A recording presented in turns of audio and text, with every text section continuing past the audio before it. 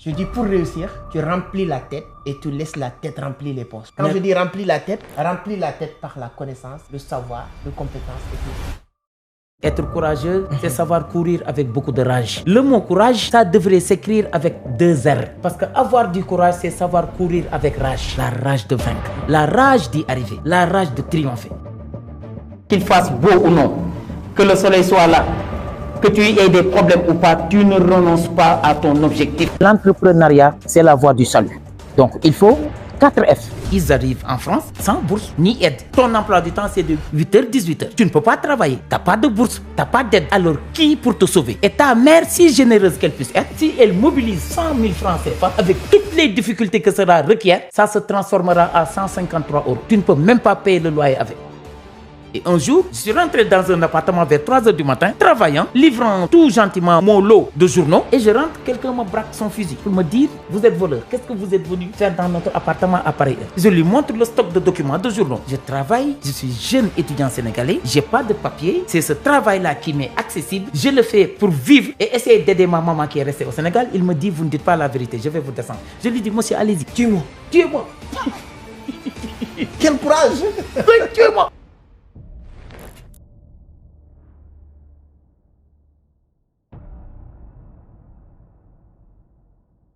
Alors, vous voulez vous lancer dans l'entrepreneuriat, mais vous ne savez pas par où commencer. Si c'est votre cas, cette émission ou bien ce podcast est faite pour vous. Parce que comme j'aime bien le dire, podcast des millionnaires, ce n'est pas uniquement d'être millionnaire en liquide, l'argent qui est important, mais souvent être millionnaire en savoir, connaissance, beaucoup de choses. Aujourd'hui, je vous garantis une chose. Si vous êtes en Afrique et vous cherchez des moyens, des astuces, des mécanismes à mettre en place pour réussir en business, vous allez apprendre beaucoup de choses. Donc, la seule chose que je vais vous demander, prenez un verre d'eau, c'est-à-dire que popcorn, peu importe, on a le temps et on va développer beaucoup de choses. Mon invité aujourd'hui, je ne vais pas le présenter, je vais lui laisser lui-même se présenter, mais vous allez adorer et apprendre beaucoup de choses sur l'entrepreneuriat. Aujourd'hui, c'est lui qui fait, voilà, en tout cas, du buzz, surtout sur TikTok. Ses contenus sont devenus viraux, parce qu'aujourd'hui, en matière de développement personnel, motivation, confiance en soi et surtout l'éducation financière, toutes ces thématiques-là, nous essayons de le développer aujourd'hui avec mon invité, Dr Abdoulaye Djei. C'est un grand plaisir de vous inviter, de vous recevoir sur Entreprendre Autrement. Donc, depuis très fort longtemps, il y a beaucoup de ma communauté qui fait des commentaires pour dire « C'est à quand le tour de Dr Djei ?» Et donc, c'est aujourd'hui. Merci beaucoup d'avoir effectué ce déplacement de Thiès à Dakar uniquement pour participer à ce podcast. Je vous dis merci, docteur. C'est un grand plaisir. On est ensemble, c'est partagé, mon frère. Donc aujourd'hui, les gens vont apprendre beaucoup de choses. Prenez votre temps. On est là pour apprendre. Moi-même, je suis là pour noter. C'est pourquoi j'ai mon téléphone. Donc, c'est ça, là, une mini-formation. Merci. Donc, mais avant d'aller plus loin, je vais vous laisser saluer ma communauté. Donc, je sais qu'il y a beaucoup de personnes qui te connaissent. Mais comme c'est la routine, donc il y a 1 ou 2 personnes qui vont tomber pour la première fois sur cette interview. Et voilà, si vous devez vous présenter, comment vous allez vous présenter avec ma communauté qui te suit un peu partout à travers le monde. D'accord. Merci beaucoup, M. Seck. Merci beaucoup également à l'ensemble de vos collaborateurs ici présents. C'est un immense plaisir, un plaisir incommensurable aujourd'hui qui inonde mon cœur et qui explique mon déplacement de Thiès à Dakar. Comme on dit, lorsqu'on est passionné, l'on ne ressent pas véritablement la fatigue. Et si vous étiez n'importe qui, je ne me serais pas déplacé. Si M. Seck était quelqu'un qui n'a aucune considération du savoir, je ne serais pas venu. Mais j'ai vu en l'homme un charisme triomphant, une véritable personnalité, une empathie agissante. J'ai vu en M. Seck une valeur sûre sur laquelle investir pour assurer à l'Afrique un meilleur devenir.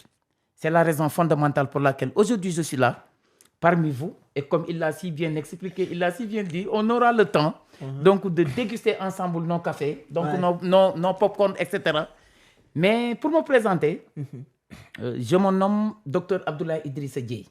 Donc je suis né à Thiès, je suis enseignant-chercheur et socio-économiste planificateur.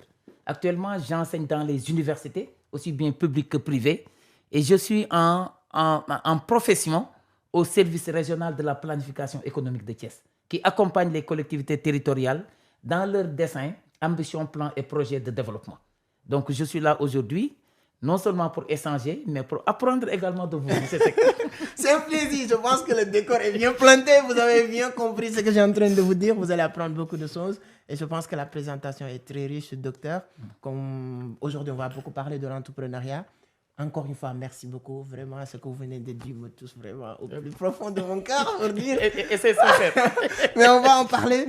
Donc, il y a beaucoup de choses à dire, docteur, sur l'entrepreneuriat.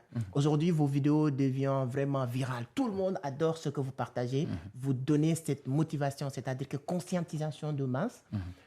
Mais on va parler de l'homme d'abord. Moi, j'aime bien commencer sur les podcasts de la personne. Vous avez fait votre cursus ici au Sénégal.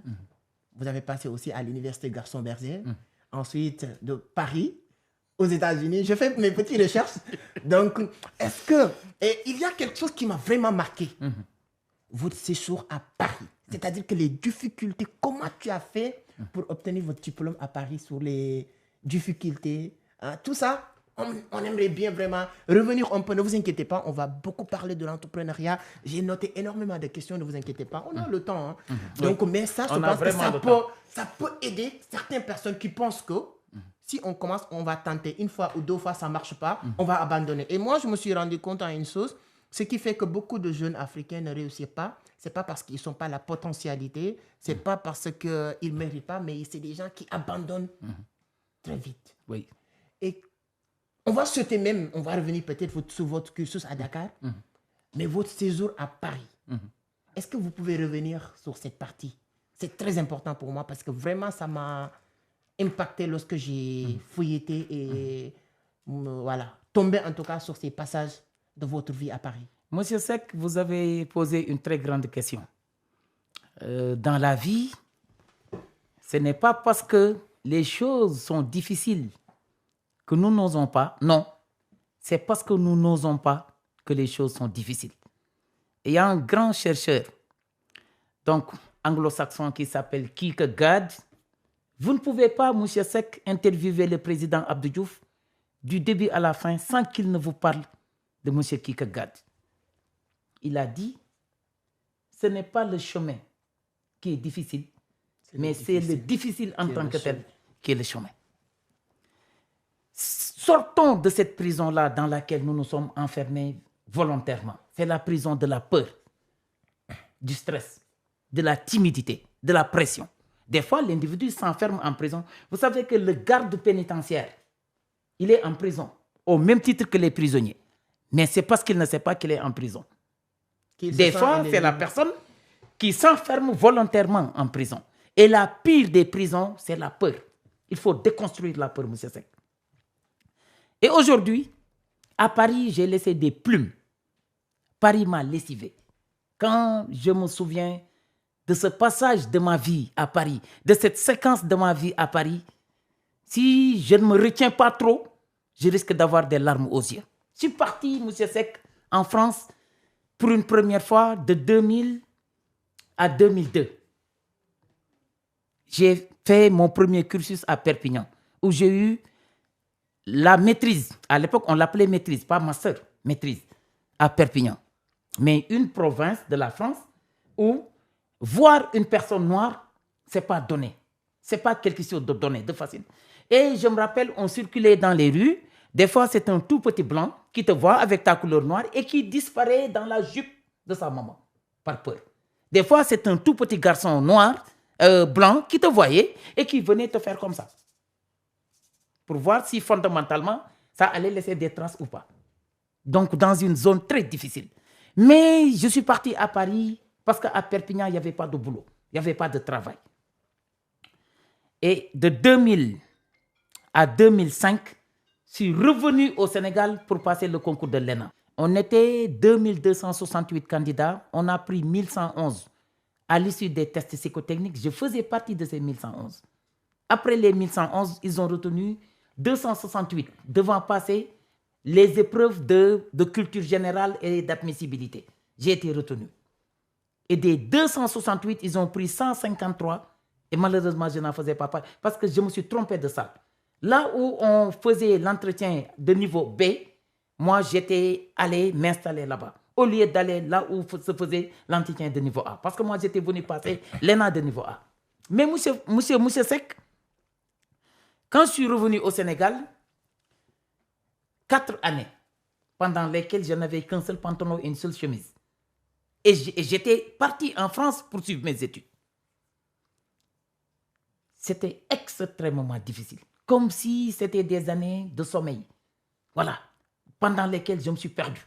Mais en 2009, j'ai pris mon courage à 2 mains et je suis allé retourner à l'université Gaston Berger m'inscrire en doctorat.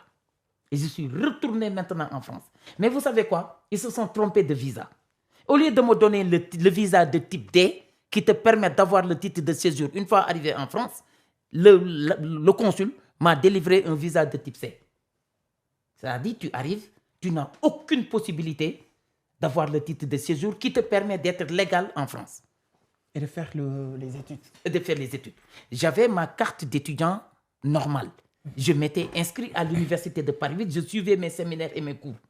Tout naturellement, en tant qu'étudiant sénégalais. Mais sur le plan administratif, sur le plan de l'immigration, donc j'étais dans la clandestinité. Comment pouvez-vous expliquer ce paradoxe? Un étudiant qui a sa carte d'étudiant, qui s'est inscrit dans une spécialité donnée, qui suit ses cours normalement, mais à qui on refuse le titre de séjour normal. Ça m'est arrivé à moi. Et quand j'ai écrit au président Sarkozy, lui demandant d'intervenir personnellement pour m'aider à sauver mes études, il m'a répondu. Moi, j'ai une lettre du président Sarkozy chez moi. Si vous venez à Thiès, je vais vous la montrer. Il m'a dit, je vous recommande donc d'aller au niveau du service de l'immigration. Je suis allé avec la lettre du président. Ils ont refusé. Et j'étais obligé d'accepter ce sort-là et d'être dans la clandestinité. 2 ans de doctorat, 2 ans pendant lesquels je n'avais pas un sou avec lequel payer le transport. Des fois, tu passais toute une journée, tu ne prenais que le petit déjeuner. Je me rappelle de ces moments-là extrêmement difficiles. C'est dans cette clandestinité-là, dans cette irrégularité-là, qu'un responsable de presse du Figaro m'a recruté en tant que porteur de presse, devant livrer le journal Le Figaro au 16e arrondissement, là où dorment les milliardaires et les millionnaires de la France. On ne me payait que 2 heures de temps. Je travaillais de minuit à 8 heures du matin. Et j'étais avec la police dans les rues de Paris, du 16e arrondissement. L'espace qu'on m'avait donné, qu'on m'avait réservé, j'avais le code de tous les appartements. Et un jour, je suis rentré dans un appartement vers 3 heures du matin, travaillant, livrant tout gentiment mon lot de journaux. Et je rentre, quelqu'un me braque son fusil pour me dire, vous êtes voleur, qu'est-ce que vous êtes venu faire dans notre appartement à pareille heure?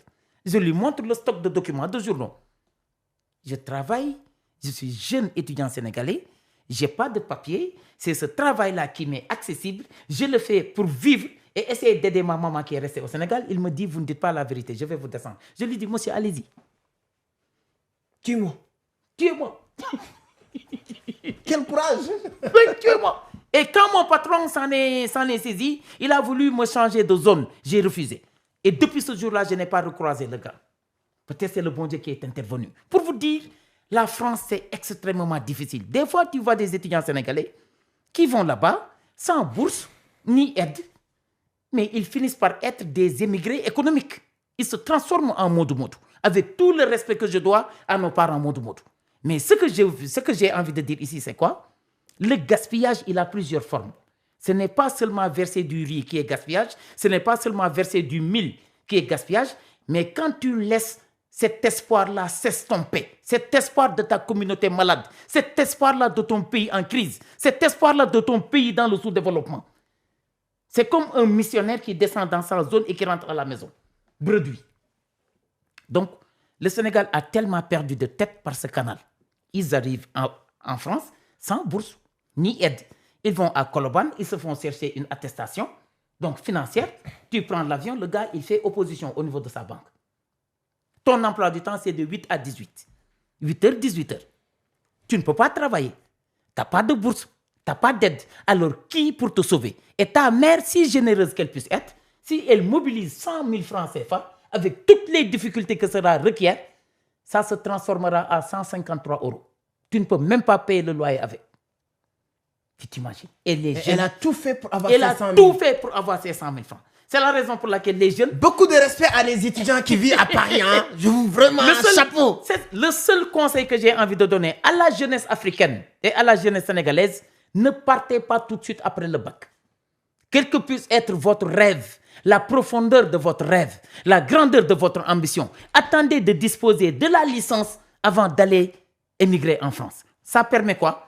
Tu auras 2 heures de temps de cours par semaine, 4 heures de temps maximum de cours par semaine. Il y aura assez de temps qui sera dégagé pour te permettre d'allier études et travail. C'est comme ça. Et à défaut d'avoir une bourse, une aide, mais tu pourras avoir un tout petit boulot. C'est ce qu'on appelle les petits boulots, les petits jobs à Paris. Mais nous tous, nous avons connu ça. Mais à Paris, et pire,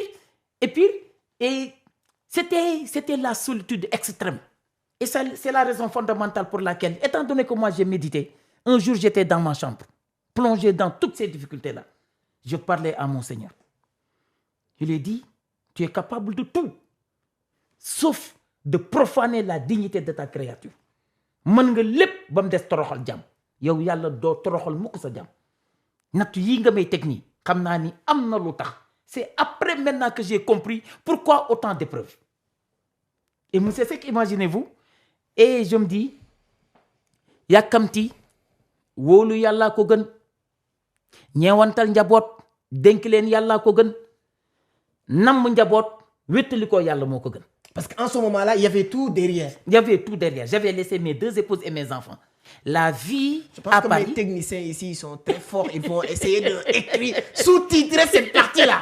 Parce que moi, ma communauté là, c'est mes Ivoiriens là. Vous savez que moi, je suis Ivoirien, je suis pas Sénégalais. Hein? C'est ça. Donc, il faut sous-titrer cette partie-là. Allez-y. Parce qu'en réalité, c'est ça. Les jeunes, il faut les éveiller, il faut les sensibiliser. Il faut leur dire exactement ce qui se passe lorsqu'on descend à Paris pour la première fois. Exactement ce qui se passe lorsqu'on descend dans une des provinces de la France. C'est en plus du froid glacial. Ouais. Voilà. Je me rappelle à Perpignan, nos amis français avec lesquels nous étions dans une même classe, ils nous dépassaient comme ça avec leur voiture et personne ne te prenait. Ouais. C'était difficile. Moi, le maximum de Noirs avec lesquels j'étais dans une classe, c'est au maximum 2 personnes. Moi et un Togolais, ou bien un Malien et moi-même. C'était tout. Donc, pour vous dire que c'est la solitude dévastatrice. Et ces difficultés-là, je ne veux pas te couper, mais comment vous avez fait pour obtenir le diplôme sur cette vie clandestine et tout? Très bonne question. Très bonne relance, monsieur Seck.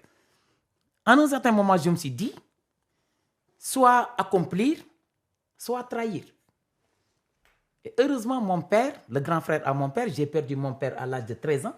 Et je suis son fils unique. Il était enseignant à l'école primaire de Kabassal à Ersan à Thiès. Il a fait 20 ans au niveau du même poste. Et mon père, le grand frère à mon père, me disait, Cheikh Abdoulaye Dieye, partout où tu puisses être dans le monde, toi et les créatures avec lesquelles vous êtes là-bas, vous avez le même créateur. Il ne faut pas avoir peur d'eux. Il ne faut pas espérer quoi que ce soit en eux.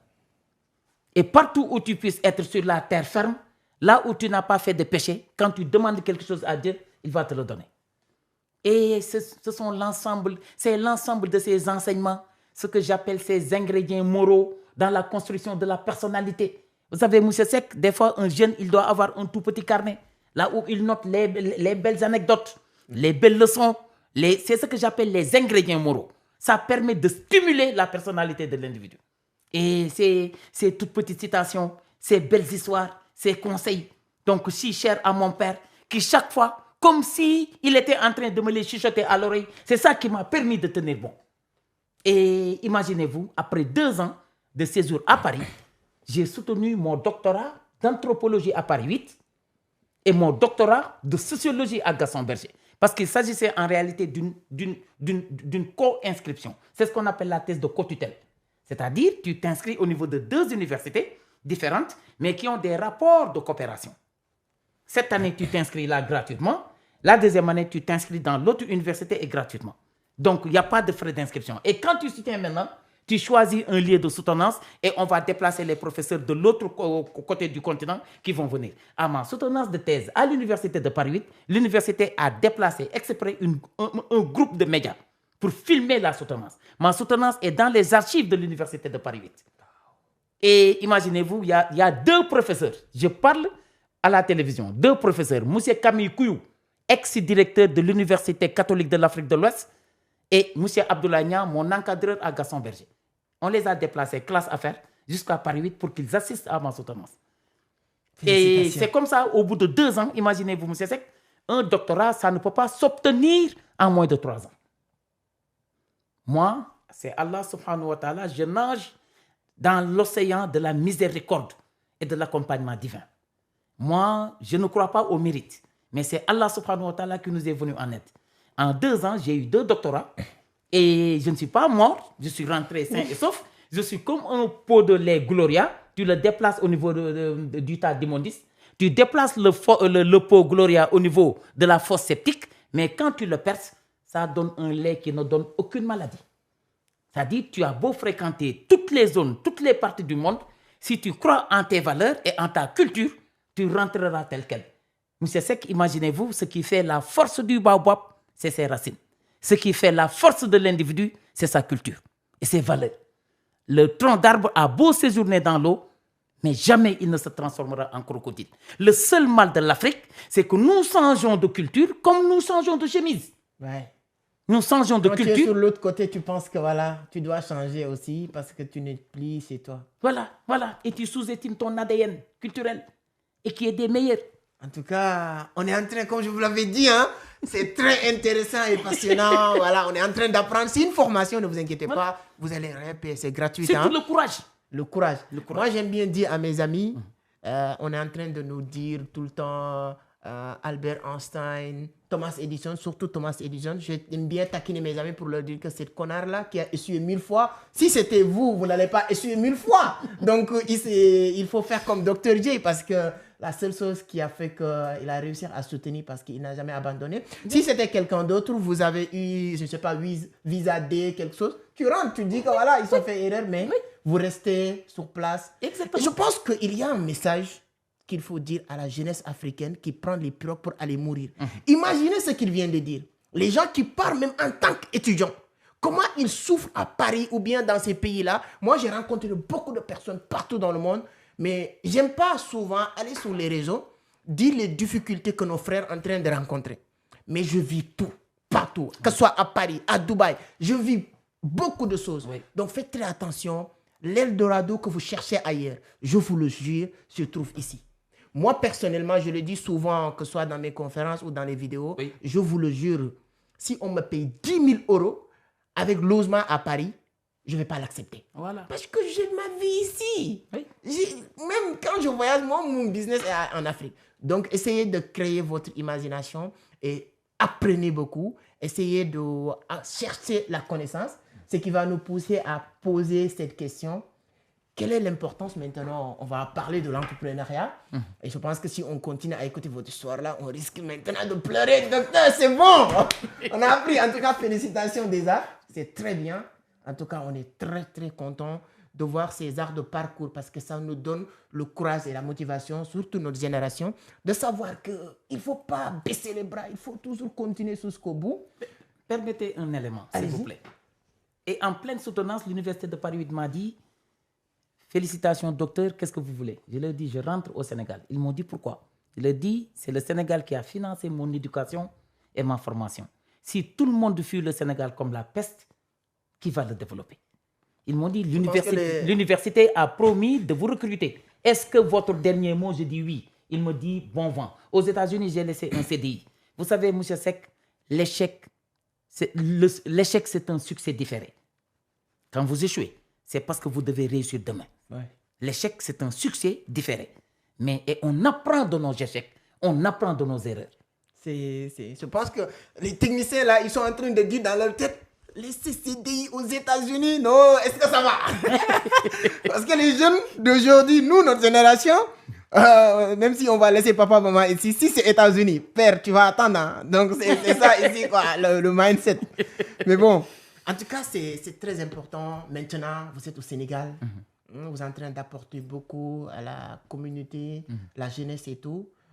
Moi, personnellement, je suis dans l'entrepreneuriat et je profite sur l'occasion pour dire à toute l'équipe, donc on va mettre les numéros peut-être qui sont aussi des jeunes entrepreneurs qui ont créé ces arts de studio pour permettre, comme vous le savez, hein, l'équipe va dire que c'est que vous êtes où aujourd'hui? C'est pas notre studio, vous connaissez déjà notre studio. Hein? Donc voilà, c'est des jeunes Sénégalais qui sont ici au Sénégal qui sont en train de faire un travail extraordinaire.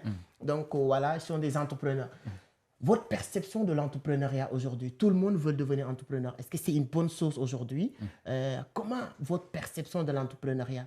Et qu'est-ce que vous allez dire à ces jeunes-là qui sont dans cette voie de l'entrepreneuriat? D'accord. Permettez-moi de saluer la présence de Aïda, donc, qui est une ancienne étudiante, donc une fille formidable, une fille très bien éduquée, une fille qui a toujours fait montre dans les amphithéâtres d'un courage inouï. Vous savez, M. Seck, être courageux, c'est savoir courir avec beaucoup de rage. Je taquine des fois mes amis en leur disant que le mot courage, ça devrait s'écrire avec 2 R. Courage, ça s'écrit normalement avec un seul R, mais on devrait l'écrire avec 2 R. Pourquoi? Parce qu'avoir du courage, c'est savoir courir avec rage. La rage de vaincre, la rage d'y arriver, la rage de triompher. C'est ce que je dis des fois. L'université, c'est un univers plus cité. C'est un univers dans lequel se construit l'avenir de la cité. Qu'est-ce qu'un campus? C'est un camp dans lequel se conçoit la puce du développement. Un campus. Camp dans lequel se conçoit la puce du développement. Fondamentalement aujourd'hui, M. Seck. C'est très, très important. Je vais partir du contexte qui milite en la faveur de l'entrepreneuriat. Si nous osons nous dire la vérité, les yeux dans les yeux, il n'y a plus de travail. C'est l'assassinat des CDD et des CDI par la mondialisation. Imaginez-vous, M. Seck, si Orange avait recruté dans tous les quartiers du Sénégal 100 jeunes qui, au petit matin, disposeraient des enveloppes promotionnelles en vue d'aller les mettre au niveau des boîtes à lettres. Imaginez le nombre d'emplois que cela aurait suscité. Mais c'est le gars, l'informaticien ou le chargé du marketing ou de la com qui vient, sa tasse de café posée à droite, ben voilà, son paquet de chewing-gum posé à gauche, qui fait un tout petit clic. Et l'ensemble des offres promotionnelles va être distribué comme ça. Partout même, je peux dire au Sénégal. Partout au Sénégal. Imaginez-vous. C'est la surinformatisation, le développement du machinisme, la robotisation qui ont fini par assassiner le travail. Ça, c'est 1. 12 crises actuellement qui hantent le sommeil mondial. On 12. Est dans un monde perdu. 12 crises.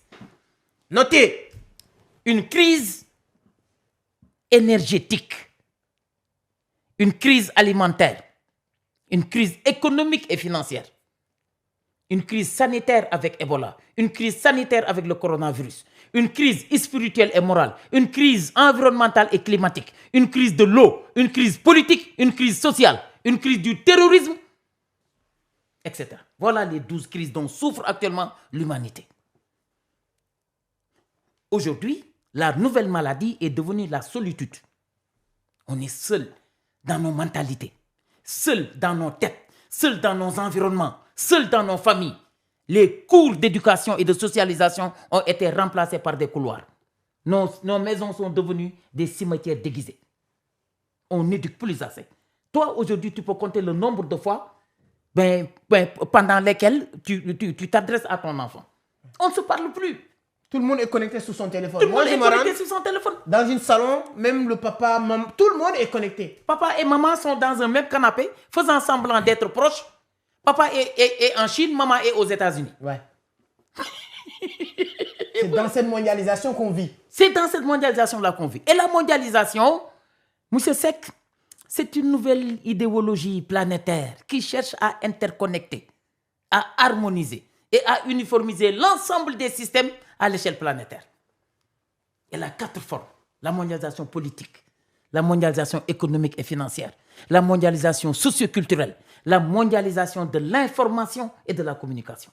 C'est cette mondialisation-là aujourd'hui qui a échoué, qui ne règle pas carrément ni durablement les problèmes de chômage, qui ne règle pas carrément ni durablement les problèmes de précarité. Imaginez-vous, M. Seck, le monde est devenu plus riche, mais il a fabriqué plus de pauvres. On est dans un monde qui est devenu plus riche du point de vue potentialité économique, du point de vue argent, du point de vue capitaux, mais c'est un monde qui n'a jamais créé autant de pauvres. Il y a des gens qui sont laissés au bord de l'autoroute du progrès et du développement. Imaginez-vous, M. Seck. Retenez 2 barbaries dont parle M. Edgar Morin et M. Stéphane Hessel dans leur ouvrage qui s'appelle Le chemin de l'espérance. La barbarie humaine et la barbarie du capitalisme. C'est quoi la barbarie humaine? Les vols, les viols, les tsunamis, le réchauffement climatique, la cyberattaque, la cyberescroquerie, la cybercriminalité, la cyberprostitution. Tout. Ouais. Le plus grand constructeur, c'est l'homme, mais celui qui déconstruit le plus également, c'est l'homme.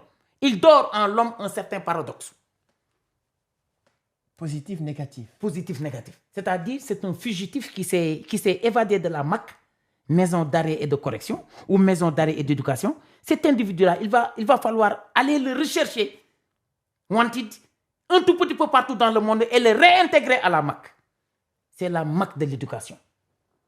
Et l'ensemble de ces 12 crises-là n'ont qu'un seul facteur explicatif, c'est l'aspect culturel, c'est l'aspect spirituel, c'est l'aspect éducatif qui est en berne, qui est au rabais.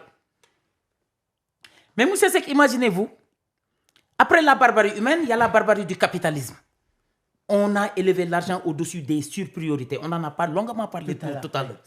Le règne de l'argent, l'assassinat de la spiritualité, la disparition de l'éthique, la mort de la responsabilité. Elle est où la déontologie? Elle est où la morale? Elle est où la conscience professionnelle? On est perdu sans pour autant s'en rendre compte. L'humanité, à cause de l'argent. C'est comme si l'humanité avait les yeux bandés et qui se dirigeait tout droit dans le mur sans pour autant s'en rendre compte. Il faut qu'on stoppe cette barbarie du néolibéralisme, cette barbarie du capitalisme. Donc voilà autant de facteurs aujourd'hui. Et j'en omettrai pas un qui n'est pas des moindres. Chaque année, sur le marché de l'emploi sénégalais, arrivent 300 000 jeunes. 300 000 jeunes bien formés, hein? Des jeunes qui sont formés par M. Seck et d'autres instituts, qui sont là, qui disposent d'un savoir-faire avéré et d'un savoir-être extrêmement important. Mais malheureusement, qui tirent le diable par la queue, à condition qu'ils le voient bien sûr. Parce que le diable, si on ne le voit pas, on ne pourra pas lui tirer la queue. Ouais. Ce sont des gens qui se cherchent et qui sont au bord de l'autoroute sociale. Donc, aujourd'hui, avec ce taux exécrable de chômage, voilà, le développement de cette précarité, tu travailles et tu deviens de plus en plus pauvre. Le travail indécent. Voilà, les gens sont là à attendre des contrats de l'État. L'État n'est pas là pour distribuer des contrats, bien que ce postulat-là soit discutable. Mais ce que je veux dire, c'est que dans la mentalité et l'imaginaire collectif, l'État n'est pas là pour distribuer des contrats. Il est là pour organiser le jeu économique, oui, pour arbitrer, pour légiférer. Un environnement propice. Un environnement propice, avec un code attractif des investissements. Parce que c'est pas possible. Le rôle de l'État, ce n'est pas de créer de l'emploi. Le rôle de l'État, c'est de créer un environnement propice pour que toi qui te dis que tu es intelligent, ton intelligence là. Si tu n'arrives pas à créer quelque chose qui nous montre que tu es intelligent, comment tu passes tout ton temps à nous emmerder avec j'ai Master 2, ton diplôme de doctorat dans ta chambre, tu mets 10 000 francs dans ta chambre et tu attends 10 minutes. Tu vas voir un voleur qui va rentrer dans cette chambre-là. Dès qu'il sort, tu vas voir qu'est-ce qu'il va prendre. À partir de là que tu vas savoir qu'est-ce qui est plus important. Tu vas te rendre compte même, la valeur de ton diplôme là, c'est 10 000 francs. Ou bien même moins de 10 000, mon frère. Et là, tu dis que oui, ça aussi, c'est l'un des éléments qui peut te maintenir forcément dans la pauvreté. C'est-à-dire que cherche toujours un coupable. Voilà. Peut-être tu vas dire que ce petit-là, c'est à cause de lui qu'on n'a pas de l'argent. C'est lui qui est en train de dire du n'importe quoi. Oui. Ça, c'est très bien. Exactement. Oh, c'est extraordinaire. Je pense que, comme on le dit, comme on le dit, hein, souvent, comme on est au Sénégal, de temps en temps, vous allez nous pardonner. Les gens aiment bien écrire sur les commentaires « Kham du père ». C'est-à-dire que la connaissance est au-dessus de tout. Exactement. Quand quelqu'un parle avec la connaissance, tu le sens, tu le ressens. Et tu le bois. C'est-à-dire que ça, c'est vraiment comme un médicament qui soigne. Quand tu écoutes quelque chose de vrai, de véridique, ça entre. Ça vient du cœur et ça entre dans votre cœur. Merci beaucoup, monsieur Seck. C'est très profond. Merci. Il y a quelque chose que j'adore sur vous parce que je vous ai vraiment... j'ai exploité, dévoré tout. Oui. J'adore certains acronymes. Moi, je l'appelle acronyme du Dr Abdoulaye Dieye. Des acronymes que vous utilisez sur l'entrepreneuriat. On va commencer par les acronymes. Il y a les 4F, les 4D, les 4P. C'est-à-dire que moi, j'ai noté tellement fatigué. Et je l'ai appelé les acronymes de Dr Abdoulaye Dieye. Sur l'entrepreneuriat. Sur l'entrepreneuriat, bien sûr. Il y a les 4 F, les 4 D, les 3 F, les 3 C et les 4 P. Je sais qu'on n'aura pas le temps de tout développer. Prends ce que vous voulez sur ça. Pour réussir en entrepreneuriat, prends les 4 P ou les 3 F, les 4 F, les 3 D. Prenez ce que vous voulez. On essaye d'écouter. Merci beaucoup, M. Seck. Et j'ai été agréablement surpris lorsque je suis venu le trouver au niveau de sa zone de confort, là où il professe, ou là où il exerce. J'ai trouvé là-bas plusieurs jeunes qu'il est en train de former. J'ai découvert là-bas un environnement socio-professionnel adéquat, attrayant. Je n'ai même pas voulu quitter là-bas pour venir ici, pour vous dire que vous êtes en train de faire d'excellentes choses et qu'il n'y a que le bon Dieu qui puisse vous rétribuer. Et ce que vous êtes en train de faire, il faut que les Sénégalais se donnent la bonne opportunité de découvrir ce que M. Seck est en train de faire. Non seulement pour l'État du Sénégal, mais pour la jeunesse du Sénégal en particulier.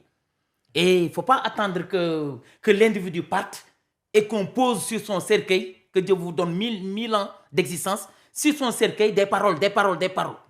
Non, c'est de son vivant que la personne doit être primée, que la personne doit être promue. Fondamentalement, l'entrepreneuriat, c'est la capacité dont dispose la personne à créer, organiser, structurer, développer, manager sa propre entreprise. Et il faut de l'audace pour le faire. Et fondamentalement, aujourd'hui, quelles sont les choses qui entreprennent? C'est les 4 F. On l'appelle, comme il a dit, les 4 F de l'entrepreneuriat. Le premier F, c'est la formation. Parce que entreprendre commence d'abord par apprendre. Formation. La formation. Vous savez que si l'État du Sénégal aujourd'hui a mené 4 millions de taxis, pour que ces jeunes-là se transforment en taximens ou en transporteurs, beaucoup continueraient à chômer parce qu'ils ne disposent pas du permis.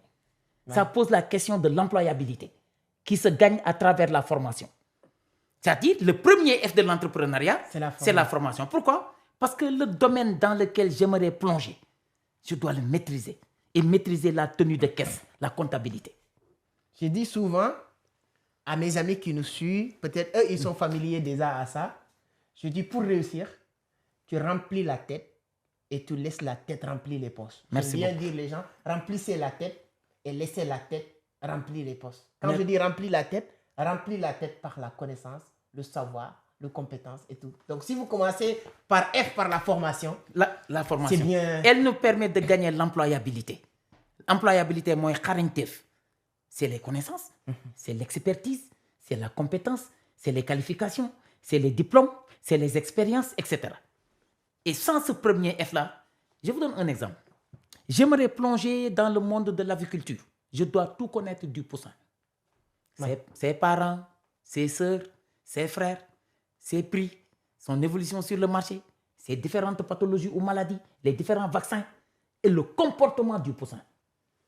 En plus de cette connaissance-là du secteur d'activité, je dois connaître la comptabilité pour pouvoir tenir par moi-même la caisse.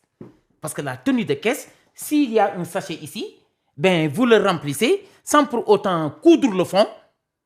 Tout ce que vous y mettez, ça risque d'être perdu. La maîtrise de la tenue de caisse, de la comptabilité, avec une éducation financière de qualité. Il fait partie des questions tout à l'heure. Éducation financière, ce qui manque beaucoup de personnes. Exactement. Le deuxième F, M. Seck, c'est la formalisation. Qu'est-ce que c'est que se formaliser? Quand je me formalise, je me déclare. Quand je me formalise, je m'officialise. Quand je me formalise, je sors de l'illégalité et je rentre dans la légalité institutionnelle. Je vais déclarer mon entreprise, M. Seck. Ouais. Je ne vais pas courir comme un petit lapin à vouloir passer entre les mailles de la fiscalité de mon pays. En ce moment-là, je ne jouirai pas de ce civisme fiscal qui est fondamental à la constitution d'un bon budget national. Le budget, ce n'est rien d'autre que la contribution de tous les Sénégalais. Mais quand tu te formalises, tu es connu. Quand tu te formalises, tu es reconnu. Quand je me formalise, l'État me connaît. En me connaissant, il fait des recherches sur moi. S'il fait des recherches sur moi et tombe sur un bon comportement, il me fait confiance. Et quand l'État me fait confiance, il me confie des marchés. Et quand je les exécute bien, ça me crée des mannes et des rentrées financières conséquentes. Mais et avec ça, je pourrais payer mes charges de fonctionnement et mes charges d'investissement et payer correctement mes impôts. Exactement. La formalisation. Et cette formalisation-là, ça se fait à travers la fréquentation de la chambre de commerce. Je vais m'inscrire sur le registre de la chambre de commerce. C'est très important. Et je disposerai de ma carte de commerce avec laquelle j'aurai ma carte d'import-export. Après la chambre de commerce, je vais aller maintenant au niveau du tribunal, m'inscrire sur le NINEA. Ouais. C'est le numéro d'identification nationale des entreprises. Et c'est comme ça que je me formalise en fait. Et quand je me formalise, je sors de l'illégalité et je plonge dans la légalité. Et je peux décrocher des parts de marché en compétissant. Exactement. C'est très important. Comme vous le savez très bien, moi, je fais rarement la publicité ici, à part mes partenaires comme Binance. Si vous n'avez pas de compte Binance, allez-y sur la barre de description, créez votre compte. Vous le savez, on est sur la crypto. Mais Chambre de commerce, moi, je le remercie beaucoup parce que c'est une entreprise très accessible, étatique, très accessible au Sénégal. Et ce que j'adore, une fois vous enregistrez au niveau de Chambre de commerce, tu recevras toutes les informations économiques du pays. Right. S'il y a un événement, activité, s'il y a... Souvent même, moi, on m'invite sur certaines rencontres, Turquie, Dubaï, c'est pour peut-être souvent de temps en temps, moi qui n'ai pas tout le temps le temps. Et ce n'est pas uniquement pour moi. Hein. Une fois vous inscrire, automatiquement, vous aurez accès à toutes ces informations. Donc, formalisez vos entreprises, c'est important. Vous allez quitter dans tout ce qui est illégalité. Ça ne vous rapporte rien. Vous ne pouvez pas gagner des marchés. Et quand vous êtes dans l'entrepreneuriat, il faut avoir une vision vraiment large. Et ça vous permet de viser à travailler avec l'État, importer des voitures, le vendre l'État. Si vous n'êtes pas formalisé, vous ne pouvez pas le faire. Donc, les deux premiers F, c'est très important et clair. La formation, la formalisation. Le troisième F. Le troisième F, le financement. C'est le nerf de la guerre. Ouais. L'argent. L'argent. L'argent. L'argent. On aime l'argent, nous. Les capitaux, les fonds. C'est extrêmement important. Quelle que puisse être la pertinence du projet, si on ne l'accompagne pas en argent, ça ne va pas éclore. Ouais. Vous savez, les financements, il faut les rendre conséquents et les dépolitiser. Les rendre conséquents, les multiplier, les renforcer, mais les dépolitiser, garantir l'accès à tous les citoyens sénégalais. Si je suis citoyen sénégalais, je peux être certain et sûr que si je compétis en financement, normalement, avec la grâce divine, je pourrais l'obtenir. Et c'est cette sérénité-là, cette confiance vis-à-vis des institutions de mon pays qui va éviter toute forme de velléité, de contestation. Donc, il y aura plus de stabilité dans le pays. Il y aura plus de cohésion. Il y aura plus de réconciliation nationale. Le financement. Le financement. Alors, je pense que tout ça, on va essayer d'apporter notre grain de sel. Moi, je n'ai jamais demandé de financement avec beaucoup d'humilité. Mais au niveau de, je pense, ADPM, DER au Sénégal. On n'est pas là pour faire la publicité. DER, Délégation de l'entrepreneuriat rapide. Très bien. ADPM, ADPM. Agence nationale pour l'accompagnement des jeunes. Des petites et moyennes entreprises. Voilà, ANPEJ. Faites plus d'efforts à l'endroit de ces jeunes-là. Les milliards qu'on met à votre disposition, essayez de le distribuer équitablement, comme il l'a dit, docteur. S'il vous plaît. Et je pense qu'au niveau de ADPM, il y a, je pense, Mme Aïda Mbodj, le nouveau régime en train de mettre. Exact. S'il vous plaît, il faut... Je ne vous dis pas de donner les jeunes comme si... Ce qui m'a fait tellement rire cette semaine, j'ai entendu l'ex-directeur de DER qui a dit... Il n'arrive pas à justifier plus de 35. Je ne suis pas là pour foncer personne. Je vois ce que je dis, je le vois sur les réseaux. Donc, il n'arrive pas à justifier plus de 35 milliards qu'il a dépensés. Et il dit que les jeunes qu'il a financés, ce sont des jeunes qui ont parti mourir sur l'océan Atlantique, sur le Méditerranée, etc. Comment on peut dire ça? Mais quelqu'un qui est mort même, il a laissé des papiers, je pense, avant de prendre cet argent. Donc, s'il vous plaît, c'est très important, l'argent, on a besoin, tous, distribuer cet argent, donner encore plus de confiance à ces jeunes qui sont en train de mourir sur l'océan pour leur faire comprendre que ces pays-là, c'est pour nous tous. On a l'espoir. S'il vous plaît, ne tuez pas cet espoir. Ça, c'est un message pour les nouveaux autorités du pays, ici au Sénégal. Ne tuez pas l'espoir de la jeunesse sénégalaise. Les jeunes, ils se sont battus, ils se sont tués, ils ont tout fait pour que ce régime, parce que tout régime peut venir ici dire n'importe quoi. Mais ce régime-là, ils n'ont pas le droit. Moi, personnellement, Amadou Seck, je peux dire que je n'attends rien, mais ce n'est pas comme ça que les gens voient les choses. Les jeunes se sont battus, s'il vous plaît. On ne vous demande pas grand-chose, mais ne tuez pas cet espoir. Donc, distribuez cet argent équitablement, aidez les jeunes, proposez vraiment des choses concrètes pour que ces jeunes-là puissent vraiment faire quelque chose de concret dans ce pays. Donc, voilà, moi, ce que je voulais dire parce que c'est très important. 4e F. Et on sent à travers votre discours cette empathie qui vous anime, cette solidarité agissante. C'est comme ça. Et une fois arrivé au sommet, l'ascenseur, il faut le faire redescendre pour embarquer d'autres jeunes qui vont aller vous rejoindre. Merci beaucoup, M. Seck. Le 4e F, et je pense que ce n'est pas rentré dans l'oreille d'un sourd. Nous avons un excellent attelage gouvernemental qui suscite de l'espoir. En parenthèse, moi, M. Sonko, on a fait l'UGB ensemble. On a pratiqué le karaté ensemble. Et je ne lui connais... C'est pourquoi le monsieur là, il est un peu... Si je dis têtu, les gens vont venir me prendre parce que maintenant, il est Premier ministre. On pense aussi au Premier ministre. Et je ne lui connais que ces 4 J-là. Diaka, Djouma, Djoubdjank. Voilà ce qui caractérise les premiers. Tu peux répéter ça? Diaka. Donc Sonko, il a beaucoup de bons témoignages. Hein? Voilà, Diaka, Djouma, Djoubdjank. C'est ça que je connais du président Ousmane Sonko. Et vous étiez ensemble à l'UGB de 96 à 2000. 2000, moi j'ai quitté pour aller en France. 96 à 2000, ça fait 4 ans. Ça fait 4 ans. Ousmane Sonko, donc, on a pratiqué. Je parle au niveau des réseaux sociaux et c'est publié. C'est de la télévision. Ouais. Je sais très bien ce que je dis. Et vous pratiquez karaté. Et lui... Je viens de comprendre pourquoi le monsieur... Et en plus, le président Diomaye, mënoon yaruto du djub, mënoon na djub ta du am xam-xam, waaye ñett yëpp la ko Yàlla defal. Président Diomaye am na xam-xam. N'est pas inspecteur des impôts et domaines qui veut. Yaruna, il est d'une politesse légale extraordinaire. Bonopi, il est comme ça.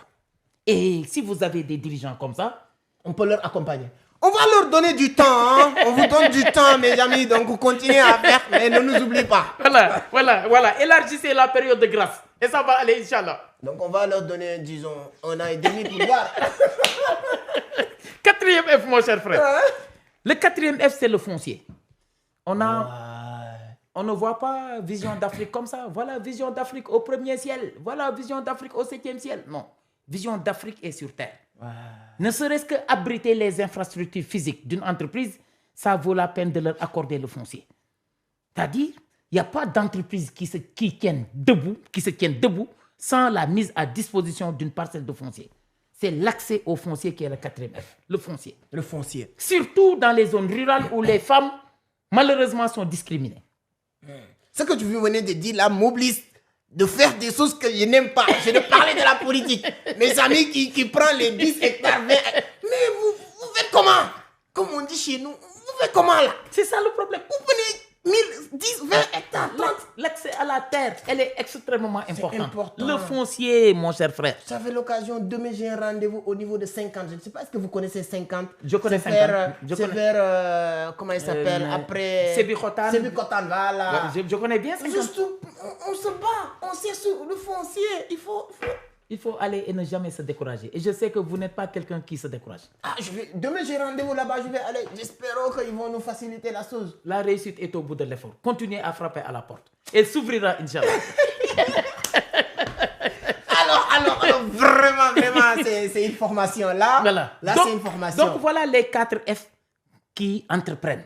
Je pense que vous avez bien noté. Je vous l'avais dit depuis le début, il faut prendre... Moi, quand je regarde certaines vidéos, je prends un stylo, un bout de papier, je note. C'est très important, parce que quand on note, je dis souvent, c'est important de noter, parce que quand on te dit des choses, c'est pour comprendre la chose.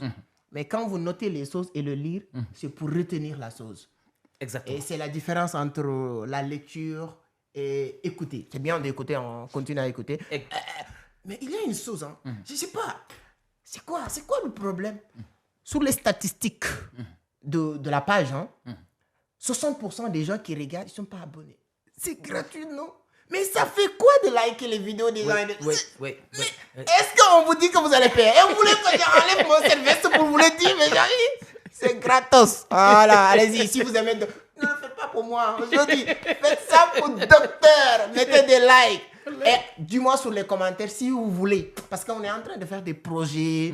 Donc, si vous voulez que docteur commence à passer de temps en temps, on va créer quelque chose ensemble. Ce sera un grand plaisir parce que, comme vous le savez très bien, Vraiment, moi, je suis open dans tout ce qui est collaboration, partenariat, tout ça. Oui. Et je pense qu'avec Docteur, il y a beaucoup de choses à faire ensemble Exactement. dans ce pays, dans le continent. Oui. Les amis de là. Et au Cameroun, vous le savez très bien, j'arrive du 1er juillet au 10. Au Togo, du 1er au 10 août, je serai au Togo. La conférence du Cameroun, c'est le 6. La conférence du Togo aussi, c'est le 4.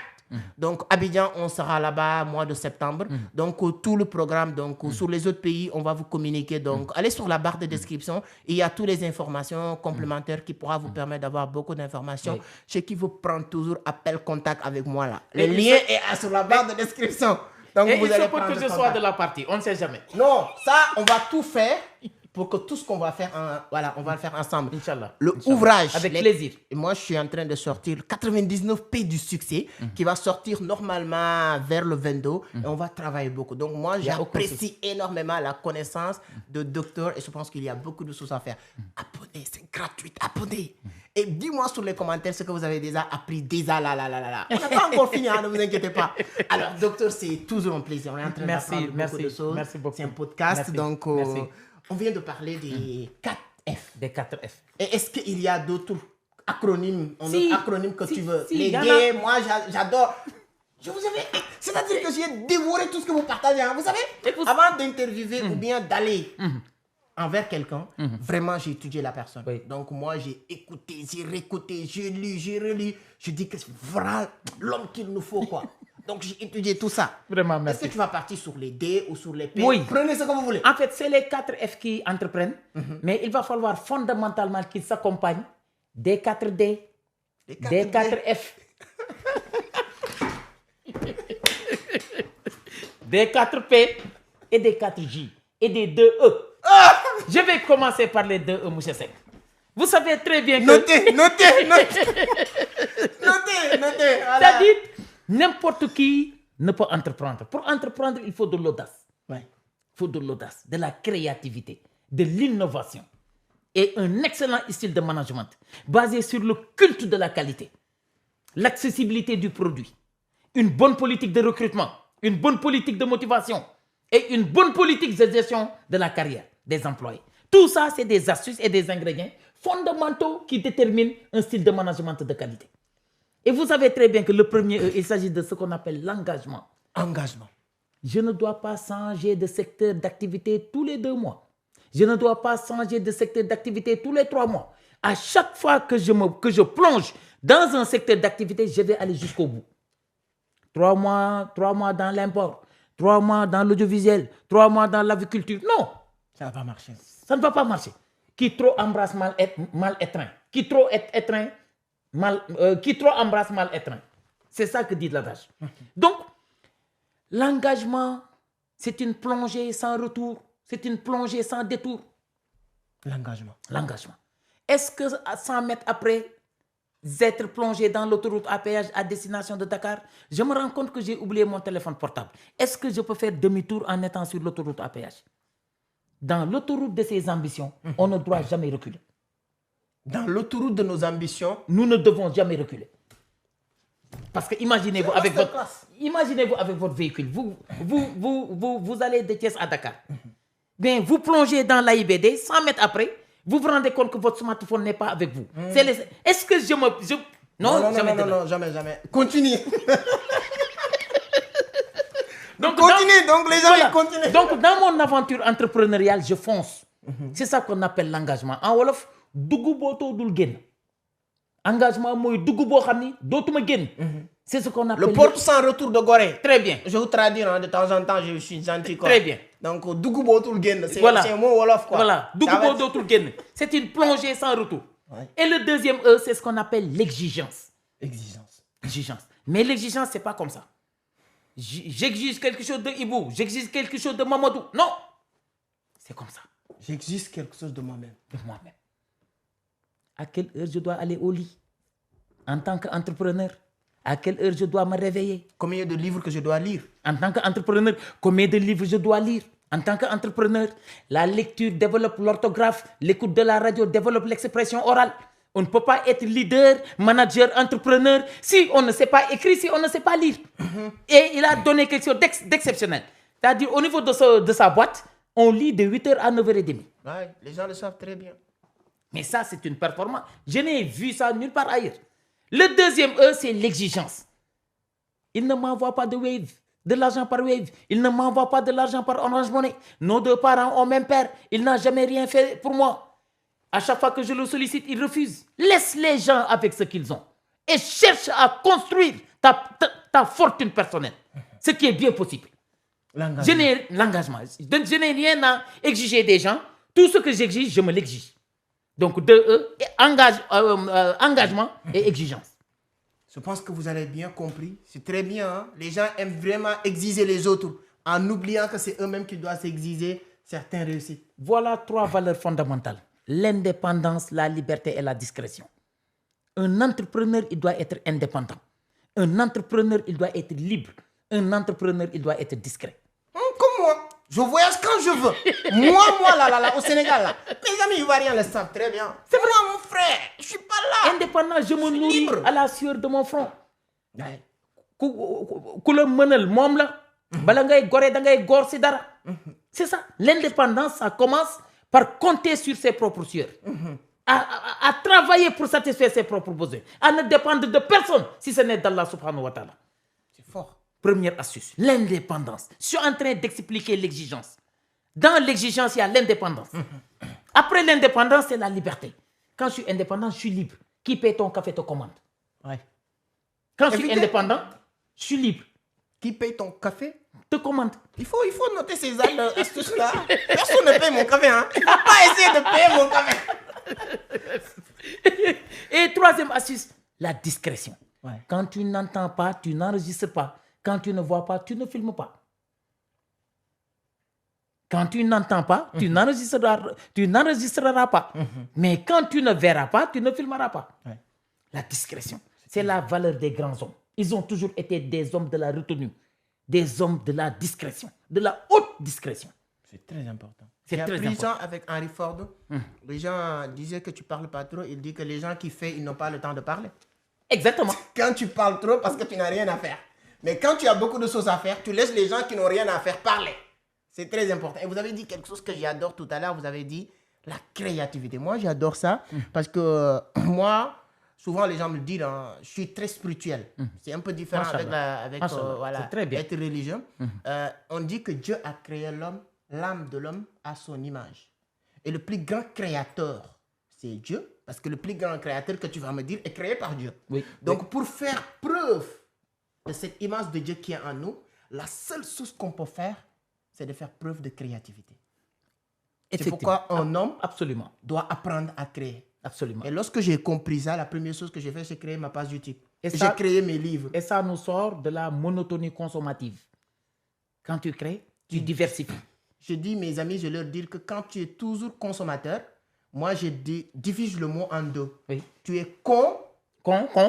Tu es con. Oui. Sommateur. Sommateur, ok. C'est-à-dire que un vrai consommateur, il n'est pas uniquement consommateur, mais il est con d'abord. Quand on appelle quelqu'un, on lui dit que lui, il est tellement con. C'est-à-dire que je dis qu'un vrai consommateur, il est con d'abord avant d'être consommateur. Le mot est divisé en deux. Okay. Donc, quelqu'un pour réussir, il faut entrer dans la créativité, dans la productivité pour réussir. Et les gens qui passent tout leur temps à faire que consommer, ça va être très difficile de réussir parce que le monde, 5% de la population mondiale qui détient l'économie mondiale, ce sont tous des producteurs et des créateurs. Dans l'entrepreneuriat, il faut le culte de l'innovation et la culture de la qualité. Je vais vous donner l'exemple de Samsung. Samsung est créé en 1938 par un vieux sud-coréen qui s'appelle M. Chung Byung-lee. Chung-Byung-lee. En 1938. C'est notre meilleure émission. M. Chung Byung-lee. Et il a créé, ça ne vendait que du riz et du sucre. Un jour, du riz et du sucre. Le Samsung qui vend les téléphones aujourd'hui. Le Samsung là qui est devenu FMN, firme multinationale, dans tous les domaines, c'est créé en 1938. Et ça ne vendait que du riz. Ça ne vendait que du riz et du sucre. Et imaginez-vous un jour, le gars il a confectionné 150 000 nouveaux modèles destinés à l'embarquement, à l'exportation. Un de ses amis vint dans l'entreprise, il lui offrit un modèle. Le gars il rentre à la maison, il découvre une toute petite défaillance technologique. Il revient avec le téléphone voir M. Chung Bim-Lee, qui dit, les téléphones qui sont au port, ramenez-les-moi, les 150 000 nouveaux modèles. On alla les rapatrier. Il convoqua tous les ouvriers, toutes les ressources humaines. Il leur dit, il brûla les 150 000 nouveaux modèles devant eux. Les gens pleuraient parce que c'est des centaines et des centaines d'heures qui sont parties ainsi en fumée. Il leur dit, rentrez dans vos bureaux et faites-moi de la qualité. C'est la raison pour laquelle le Samsung Dios, ça tombe du premier étage. Assure-toi qu'aucune pièce ne manque. Tu rassembles, tu appuies sur on et ça redémarre. L'exigence. L'exigence. Revient encore. Exactement. Donc, et l'autre chose, c'est quoi? L'innovation. La créativité dont vous parlez tout à l'heure. Samsung, le PDG de Samsung, M. Chung Bim-Lee, a appelé tous ses employés devant lui. Il leur insuffla ainsi un électrochoc en leur disant, changez-moi tout, sauf votre femme et vos enfants. Lorsque j'entreprends, je dois créer de nouveaux modèles, créer des choses intéressantes, sortir de l'ordinaire, sortir des chantiers battus, être original. Et c'est ça qui va faire que les gens continueront à s'intéresser à ce que vous faites. Mes chers amis, changez tout, hein, sauf vos femmes et vos enfants. Je pense qu'aujourd'hui, là, même nos techniciens doivent payer, hein, parce qu'ils sont en train de faire une formation. Et j'espère qu'ils sont en boulot, parce qu'il y a beaucoup de sous-titrages de temps en temps qu'il faut rajouter, mes amis. Hein, il ne faut pas jouer avec les Ivoiriens. Hein. Je ne sais pas si vous connaissez les Ivoiriens. C'est vrai, c'est vrai. En tout cas, c'est très bien. On va partir sur les D. Sur les D, le 4D. 4D. Mon entreprise, mon aventure entrepreneuriale, je dois la désirer. Premier D. Premier D, le désir de le faire. Le désir. C'est-à-dire, vous qui êtes passionné d'audiovisuel, ben, au début, ce n'était pas donné. Vous avez dû vraiment rencontrer des épreuves des plus périlleuses. Mais à chaque fois que vous avez été là, vous avez tenu bon. Le désir de le faire. Tant que je n'y arrive pas, je n'abandonnerai pas.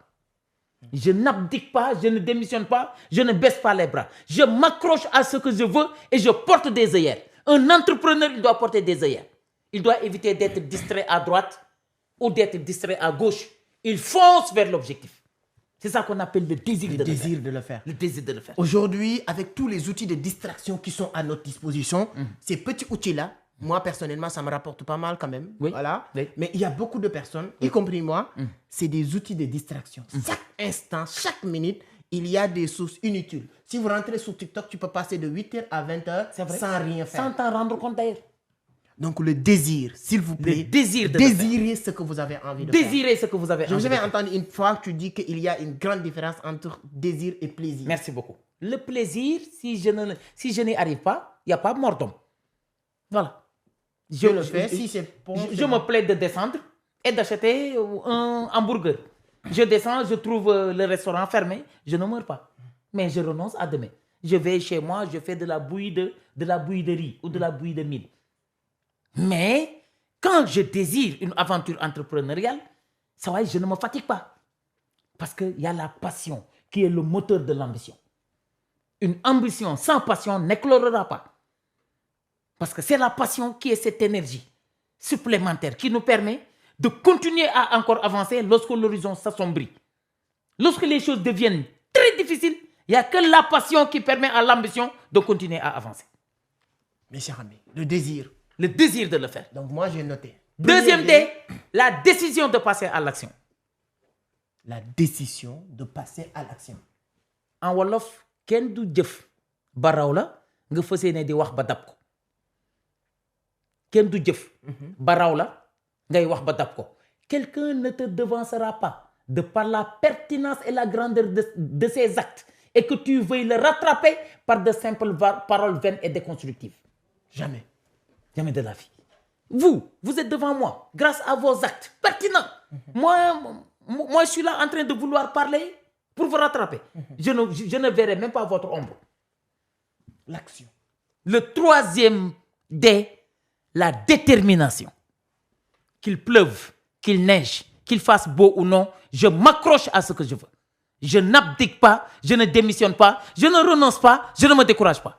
La détermination. La détermination. Le quatrième D, il a construit les pays asiatiques, c'est la discipline. Avant de venir sur la discipline, la détermination, j'adore. C'est un grand mot. Martin Luther King disait, si tu peux plus voler, courir. Si tu peux plus courir, marche. Si tu peux plus marche, rampe. Mais quoi qu'il arrive, tu dois continuer à avancer. C'est la détermination. Merci beaucoup. Quel bel adage. Martin Luther King Jr. Et à la fin de l'émission, vous me dicterez ça. Non problème. J'adore voilà, Martin Luther King. Donc, discipline. La discipline. Elle a construit les pays asiatiques. Allez-y en Chine. Vous n'entendrez jamais un téléphone portable sonner en public. En Chine. C'est un ami qui est allé en Chine en stage, qui est revenu 6 mois après. Je lui ai dit, boy, raconte-moi comment ils ont fait pour se développer. Il m'a dit, cher ami, en Chine, tu n'entendras aucun téléphone portable sonner en public par peur de déranger autrui. Donc, moko lu ñu faatiya ñun ñi naan kaamil bi ñoo fi dàq perturbé ñoo fi dàq déranger. Ce paradoxe. Toujours le paradoxe sénégalais. La discipline. Il me dit, en Chine, tu montes dans les bus en faisant l'appoint. Le receveur, ce n'est pas un commerçant. Ce n'est pas à lui de vous rendre la monnaie. Hein? Ici, on est obligé de mettre des affiches pour dire, ne présentez pas des billets de 2000, ne présentez pas des billets de 5000. La discipline. En Chine, à 17h, tout le monde pratique un sport de son choix. Pourquoi? Des ressources humaines de qualité. En quantité, mais en excellente santé. Et le sport, ça donne la santé. Tu vois, cette discipline collective, cette discipline sociale. Parce que Zig Ziglar a dit, c'est votre attitude, plus que votre aptitude, qui détermine votre altitude. Zig Ziglar. Zig Ziglar. Rendez-vous au sommet. Son fameux livre. Rendez-vous au sommet. Tu as vu, c'est la discipline qui développe les pays.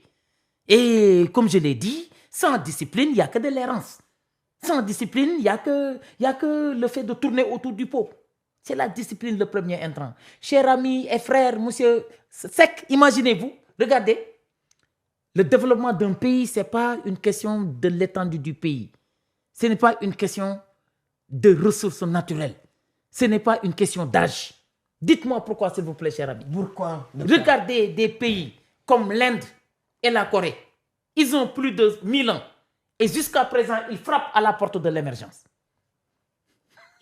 Au moment où des pays comme la Suisse sont de jeunes États émergents qui ont parvenu à se développer. Qui sont parvenus à se développer. Moi, j'étais à Dubaï, un pays de moins de 1 million de personnes, mais de 1 million d'habitants. Merci. Le pays n'a rien à part le pétrole. Rien. On les appelle les pétrodollars. Ils ont construit le pays dans un désert. Un pays où il n'y a pas de mer, ils ont créé une mer artificielle. Artificielle. Un pays où il n'y a rien, il y a 50 ans de cela, et aujourd'hui, Américains, Chinois, Européens, quand tu mets les pieds dans ce pays-là, c'est-à-dire que tu es ébloui, tu es charmé. Par ce qu'ils sont construits. Moi, j'ai acheté le livre du Cheikh, Cheikh Ben El Maktoum, le patron de Dubaï. Je lis, je pose. Parce que ce qu'il explique, c'est très profond. À chaque fois qu'il prend une décision pour faire quelque chose à Dubaï, parce que c'est des cités à l'intérieur de Dubaï, les gens lui disaient que même sa famille, ce n'est pas possible. Mais sa détermination de le faire et la discipline. Mais il y a une partie que j'adore. Il dit, on l'a dit que, comment tu es fait pour devenir aussi fort, cher Ben? Il dit parce que les temps difficiles créent des hommes forts. Les temps difficiles créent des hommes forts. Vous entendez parler de cela? C'est profond, cher frère. Oui, parce qu'il dit que ses parents n'avaient pas les moyens. Ses parents leur mettaient dans un temps très difficile. Monsieur Sadio Mané, avec son ballon en tissu. Exactement. Et il dit ces temps forts, ces temps difficiles, créent des hommes forts. Et les hommes forts créent des temps faciles. Machallah. Et les temps faciles créent des hommes faibles. Et les hommes faibles créent des temps difficiles. Tu vois? Quand tu es né dans une situation très difficile, tu deviens fort. La valeur de l'épreuve. L'université des épreuves. Exactement. Quand tu es fort maintenant, toi, forcément, tu vas créer des temps faciles. Oui. C'est pourquoi lui, il crée des temps faciles pour toutes les personnes qui viennent à Dubaï.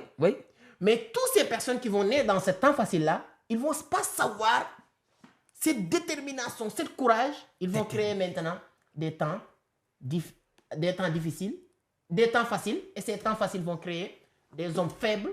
Et les femmes faibles vont créer encore des temps Le difficiles. développement d'un pays, ce n'est pas une question de ressources naturelles, ni d'étendue du pays, ni d'âge. C'est la détermination et la C'est discipline. le comportement. Le comportement qui construit un pays. J'ai remarqué une chose à Dubaï. Quand tu viens dans un restaurant, c'est ton téléphone que tu mets dans votre chaise ou bien dans une table pour prendre place. Ah bon? Partir chez toi, fais semblant d'oublier ton téléphone, tu pars. 5 heures de temps, tu reviens, tu prends. Wallahi. Les gens, comme vous l'avez dit tout à l'heure, on est à la télévision, il y a beaucoup de personnes qui nous suivent. Oui. Tu mets ton téléphone sur le territoire, là où tu prends le bus, tu pars. Le téléphone te suit chez toi. Tellement discipliné, c'était 2021, la première fois que j'étais parti. La première chose qui m'a marqué, sur les passages piétons. Tu arrives dans une passage piéton, il y a beaucoup de personnes qui sont là. Je salue tous mes amis de Dubaï. Il y a beaucoup de personnes qui sont là à côté, en train d'attendre. Il n'y a ni voiture gauche, ni voiture droite. Vous savez pourquoi il attend? Oui. Il attend le feu vert. Ici. C'est un pays où il ne joue pas, il ne met pas en prison rapidement à Dubaï. Ah d'accord. Ah, d'accord. Mais il y a trop d'amendes Il y a trop d'amendes. pour discipliner les gens. Un petit faux pas, on t'amende $3,000. Moi, en 2021, j'étais là-bas vers Covid. À chaque fois que je descends sur l'hall de mon hôtel, j'enlève le masque. Et à chaque fois que le mec me dit qu'il faut porter le masque et tout ça, moi, à chaque fois que je reviens sans masque. Il me dit que ce sera la dernière fois que je te le dis. Pourquoi la police ne t'a pas encore interpellé dans cet hôtel? Parce qu'on sait que tu n'es pas d'ici. Mais prochaine fois, on va venir et on va t'amender 3,000 dirhams. 3,000 dirhams, c'est équivalent de $1,000. 600,000. 600 000. C'est Pour une amende de ne pas porter de masque. Pour confirmer excessif. ce que vous parlez de la discipline. Vous savez, l'économie n'émergera pas tant que les mentalités n'émergeront pas. L'économie ne se développera pas tant que les mentalités ne se développeront pas. C'est très, très profond. C'est très profond. Il faut les mentalités. Il faut les mentalités. Il faut changer les hommes. C'est-à-dire que reconscientiser les gens pour leur savoir. C'est-à-dire que c'est pourquoi j'apprécie vraiment cette culture que les nouvelles autorités veulent inculquer les Sénégalais. Aux Sénégalais. C'est vrai. C'est-à-dire que d'avoir cette discipline et de savoir que le développement ne viendra pas de l'autre, mais de nous d'abord. On a beau créer 1000 son excellence, M. Diomaye Diakhar Faye, si les comportements ne changent pas, le développement ne viendra pas. C'est moi qui vous dis ça. Parce que le développement, il est d'abord culturel avant d'être économique et technologique. Le développement, il est d'abord culturel avant d'être économique et technologique. Si les mentalités n'émergent pas, l'économie n'émergera pas. Donc au Sénégal, en Afrique, le seul défi que nous avons, c'est ni l'émergence, ni le développement, mais c'est de renouer avec nos racines socioculturelles de base. Une fois ce préalable-là conquis, le développement et l'émergence viendront tout seuls. Alors, je pense qu'on a appris beaucoup de choses, les amis. Vraiment, donnez votre point de vue sur les commentaires. C'est toujours un plaisir de vous lire. Vraiment, je veux beaucoup de cœur pour le docteur parce qu'aujourd'hui, moi, je ne sais pas quoi lui dire. Je ne peux jamais lui dire merci.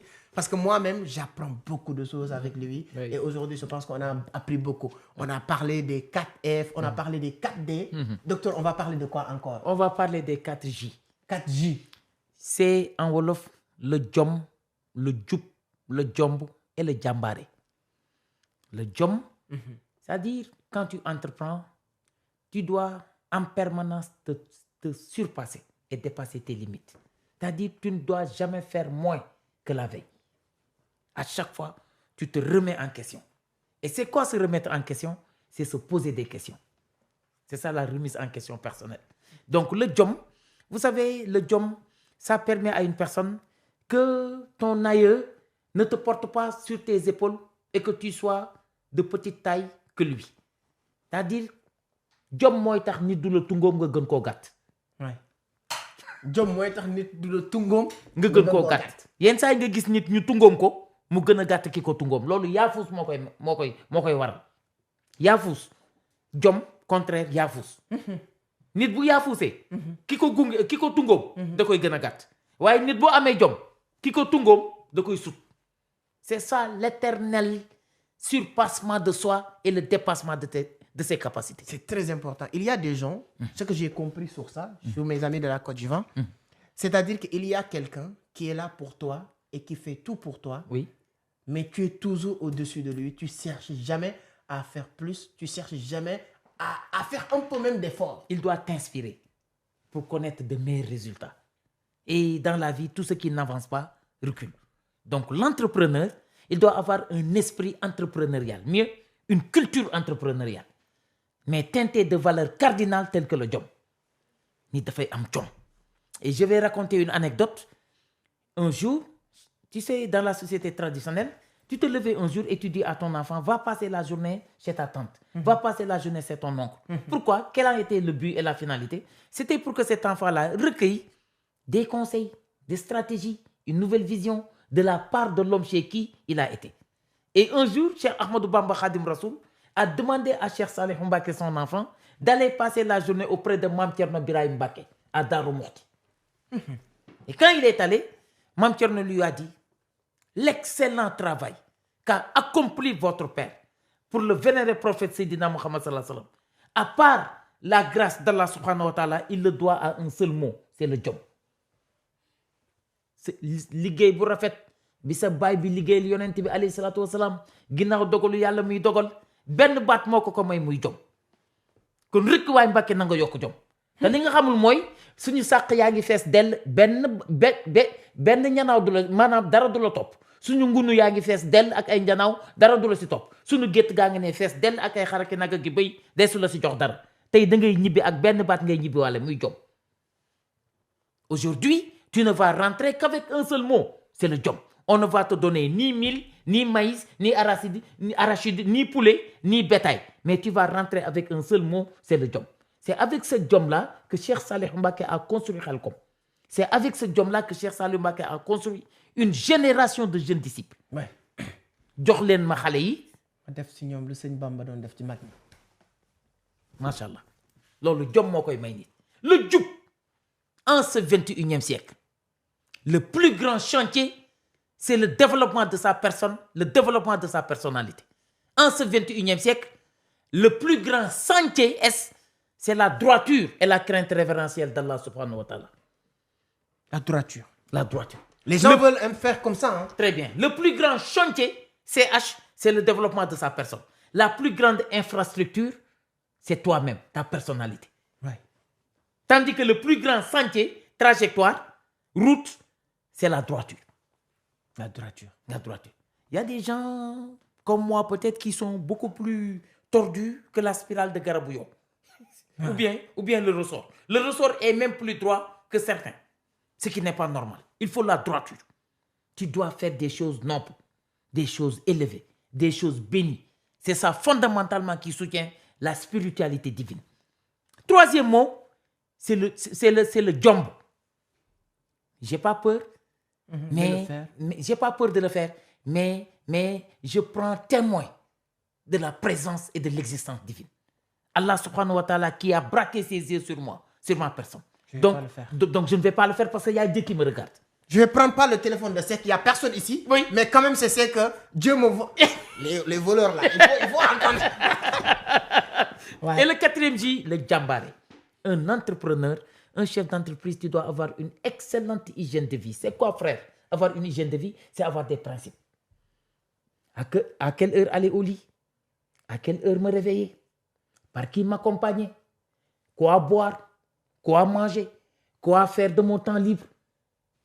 Ouais. Ça, l'hygiène de vie, c'est avoir des principes. C'est s'auto-encadrer, c'est s'auto-manager. C'est être carré, comme disait Aïda tout à l'heure. Donc, quand je suis carré, je me donne des principes. Je ne dois pas mener une vie dispersée. Je ne dois pas mener une vie insensée. Je ne dois pas mener une vie éparpillée. En tant qu'entrepreneur, j'ai une équipe sur laquelle je veille.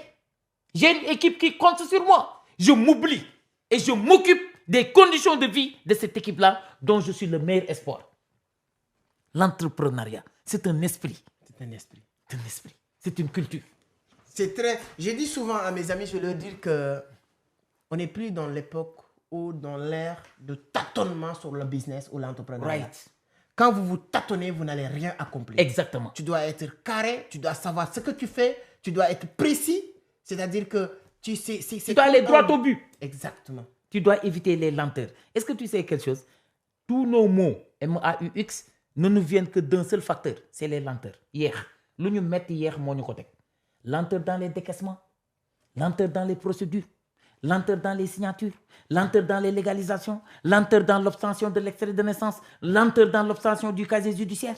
Il est temps que l'on accélère la cadence pour aller à l'émergence et au développement. Et cette nouvelle attelage-là gouvernementale a mis l'accent sur ça. Il faut aller vite. Non, ça c'est très important. C'est-à-dire qu'il faut que les gens arrêtent. Moi, je pense qu'aujourd'hui, au 21e siècle, comme on l'a dit, avec l'évolution de la technologie, les trucs de casier judiciaire, les extraits de naissance, on doit avoir un moyen de le tirer, même si tu payes. C'est-à-dire que ça permet même l'État de gagner beaucoup d'argent. Ça doit être automatique. Parce qu'aujourd'hui, moi, si on me demande de tirer mon extrait de naissance en payant même 1000 francs ou 2000, je suis prêt à le faire que de me déplacer. Et ça passera par l'informatisation de l'État civil. Un État civil informatisé. Si demain, on ne va plus dire qu'on a brûlé ici ou ceci ou cela, ça c'est dépassé. Merci beaucoup. On dit à l'université, on a brûlé, je ne sais pas quoi, on dit qu'on ne va pas perdre les archives, etc. Tu viens avec ta carte nationale d'identité, avec un ancien extrait. On rentre le numéro, l'extrait apparaît sur l'écran, on imprime et on donne à l'officier qui est derrière qui signe « Bonne journée monsieur et bonne chance pour votre concours ». C'est dans cette ère qu'on vit, mais il ne faut pas que nous, on est en retard, c'est très important. Les lenteurs. Les lenteurs dans les procédures, les lenteurs dans les financements, les lenteurs dans les décaissements. C'est la raison pour laquelle un entrepreneur, tu dois éviter toute forme de procrastination et toute forme de lenteur. La procrastination, c'est la malheureuse habitude qu'a un individu de remettre à demain ce qu'il doit faire aujourd'hui. C'est ça la procrastination. C'est le pire des vices. Remettre à demain ce que tu peux faire aujourd'hui. Ce que tu peux faire aujourd'hui. Pourquoi tu attends demain? Fais-le. Hier, c'est dépassé et passé. Demain, ce n'est pas encore arrivé. Tout ce dont je dispose, tout ce que j'ai, c'est aujourd'hui. Right now. I have to do it right now. C'est ça être dans la célérité. La différence entre les Américains et les francophones. Moi, il y a certaines choses que j'adore, c'est les anglo-saxons. Ils sont d'un pragmatisme avéré. Sur le pragmatisme et l'encouragement. Un Américain que tu viens, tu fais rien, hein? Tu es devant le caméra et tu dis que wow, grâce, no, thank you very much, c'est-à-dire qu'il encourage la personne tellement qu'on va il te galvanise. Voilà, il te galvanise. Encourager. Exactement, il t'encourage à aller dans la bonne direction. Donc nos caméramans, merci d'avoir filmé. Merci les amis, c'est très bien. Donc les 4 J, voilà les 4 J. Jom, Djup, Djombu, Djambare. Jom, Djup, Djombu, Djambare. Les 4 P, la patience. La patience dans l'entrepreneuriat. Je ne peux pas démarrer ma petite entreprise. Je ne suis pas connu. Je ne suis pas encore reconnu. Les clients ne me connaissent pas. Mes produits n'ont pas encore été communiqués. L'argent n'a pas commencé à rentrer. Qui paye mes salaires? Moi-même. Qui paye mes chauffeurs? Moi-même. Qui paye mes factures? Moi-même. Qui paye mes impôts? Moi-même. Je ne suis pas encore connu sur le marché. Il y a mes concurrentes qui m'étouffent. Comment dans ces conditions-là je dois abdiquer et renoncer à demain? Je fonce. Être patient. Le début, c'est difficile. The business, les Américains disent que le business, le début, c'est le chemin des pleurs. Le début, c'est le chemin des pleurs. Vous allez pleurer parce que l'argent ne rentre pas. On ne vous connaît pas. On ne connaît pas vos produits. Ouais. Et les urgences financières n'attendent pas. Sont là. Alors, il vous faut serrer les dents. Lorsque le sale temps est là, vous devez serrer les dents, sourire et continuer à avancer. C'est ce qu'on appelle souffrir en silence. Quand vous êtes entrepreneur, vous devez apprendre à souffrir en silence. Merci beaucoup. Ce ne sera pas rose automatiquement. Ouais, ça c'est vrai. Oui. Moi, je me rappelle, lorsque j'ai créé Vision d'Afrique, c'était avec 250 000. Voilà. Au HLM en 2016, j'étais pratiquement seul dans mon entreprise en 2016.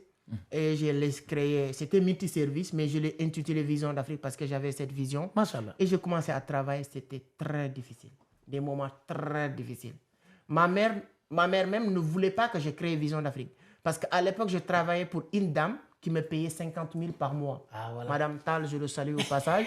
Elle me payait, bon, c'était bon à l'époque. Mais c'est bien, c'est un bon souvenir. Mais j'apprenais. Donc, en 2016, j'ai dit à ma mère, je vais créer mon propre truc. Ma mère ne voulait pas, parce que c'est pas parce qu'elle voulait pas, mais parce qu'elle pensait pas que j'étais capable d'y aller seule et comme ça. Et c'est comme ça que j'ai lancé Vision d'Afrique. Je le dis tout le temps dans mes conférences. Et aujourd'hui, nous sommes plus de 100 personnes en temps plein au Sénégal, en Côte d'Ivoire, au Burkina Faso et au Mali. Machallah. Au Sénégal, nous sommes presque 17 personnes en temps plein. Machallah. On a notre senmarché.com. Allez sur la barre de description. C'est une plateforme de vente en ligne qui permet à beaucoup de personnes de vendre leurs produits aujourd'hui. C'est très, très intéressant. Et aujourd'hui, on est suivi. Au début de mes vidéos, ce qu'on est en train de faire, docteur, je vous dis une chose. Tu sais, ce que les premiers commentaires que je recevais, c'était quoi? Quelqu'un qui ne sait pas distinguer les mots féminins ou les mots masculins, comment il peut prétendre être un donneur de leçons? C'était les premiers commentaires que je recevais sur les réseaux et tout. C'était en 2020, 2021, quelque chose comme ça. Mais vous n'avez pas écouté ça? Exactement. Aujourd'hui, nous sommes plus de 500 000 personnes sur les différents réseaux. Vous aviez porté des œillères. Et regardez directement sur l'objectif. Merci beaucoup. Et aujourd'hui, nous sommes plus de 500 000 personnes sur les différents réseaux. Merci à toute cette communauté. Sur TikTok, sur YouTube, sur Facebook. Vraiment, merci. Et aujourd'hui, écrit 3 livres qui sont disponibles sur Amazon, que les gens peuvent même voir sur la barre de description. Ça fait 2 ans qu'on est nominé meilleure entreprise de l'économie numérique en Afrique de l'Ouest. Ça fait 2 ans aujourd'hui dans tout ce qui tourne autour de la crypto-monnaie pour confirmer ce que vous êtes en train de dire. Donc, c'est hyper important d'être patient et avoir le courage de continuer. Deuxième P, la persévérance. La persévérance. Qui est la sœur de la détermination. Persévérer. La persévérance. C'est difficile, mais je n'abandonne pas. Je continue à avancer et à y croire. Jusqu'à ce que ça marche. Jusqu'à ce que ça marche. Et ça marchera, mon frère. C'est ce qu'on appelle cette obstination positive. Dëgër bopp au sens utile. Leader, entrepreneur dafay dëgër bopp. Warul metti rek mu daw. Comme Ousmane Sonko. Da nga war a taxaw. Très bien. Comme Ousmane Sonko. Comme le premier ministre Ousmane Sonko. Lui-là, je pense que ce qu'il a subi entre 2021, 2020, 21, 23, 24, s'il n'était pas... Et je le dis sans aucun esprit subjectif, c'est notre héros national. Lui et Diomaye. Mais attends, regarde les épreuves par lesquelles est passé M. Sonko. Sont passés Sonko et Diomaye. Mais c'est phénoménal. Ces 2 dernières années-là, quoi qu'on puisse dire... Un État qui mobilise tout contre une seule personne. Et tu fais face. Il dit Macky Sall. Et tu termines vainqueur. Ouais. Il est toujours gagnant. Ça, c'est ça la persévérance qui pèse, qui permet de réussir cela. Après la persévérance, nous avons ce qu'on appelle le sens du progrès, le progrès. Il faut vouloir toujours aller de l'avant. Il ne faut pas se limiter ici. Il ne faut jamais reculer, ni stagner. Un manager, un entrepreneur, il ne recule pas, il ne stagne pas. Il est en permanence dans une mouvance de progrès. Il avance. C'est la raison pour laquelle... Et qu'est-ce qui te permet cela? Le surpassement de soi et le dépassement de ses limites. Progresser. Nin. Limi baax bato ko gën bat. Mais bat xawadé mo koy may. Non, c'est très profond. Nin. Xam nga nin. Limi baax bat moo ko gën. Nin bat moo gën nin. Xool ko si ceebu jën bu xonq. On est au Sénégal, monsieur Ami. On va parler du tchèp. Si on vient à Abidjan, on parle de notre atchèque. Ne vous inquiétez pas. Voyez, nin bat lan moo koy may doomu aadama bi xaw a dee. Sa waay, tu es seul dans les épreuves. Tu vis une vie de moine. Tu n'es pas considéré. Mais tu dis, c'est pas grave. On n'a jamais vu une course dans laquelle l'on paye au départ. On paye à l'arrivée. Début compétition Ligue des Champions, c'est bien. Mais aujourd'hui, tout le monde parle de Real Madrid. J'aime pas. Moi, je suis supporter de Barcelone. Je déteste le merengue. Et 4e P, la pertinence. C'est pertinent lorsque c'est intéressant. C'est pertinent lorsque ça fait avancer. C'est pertinent lorsque ça innove. Autrement dit, l'entrepreneur doit toujours être dans des choses intéressantes qui développent la science et qui développent l'entreprise, qui développent l'économie. Mais il ne doit pas être là à verser dans la corruption. Ouais, surtout. Dans la malversation, dans le trafic de drogue, dans ceci, dans cela. Mais il doit être là à faire des choses utiles.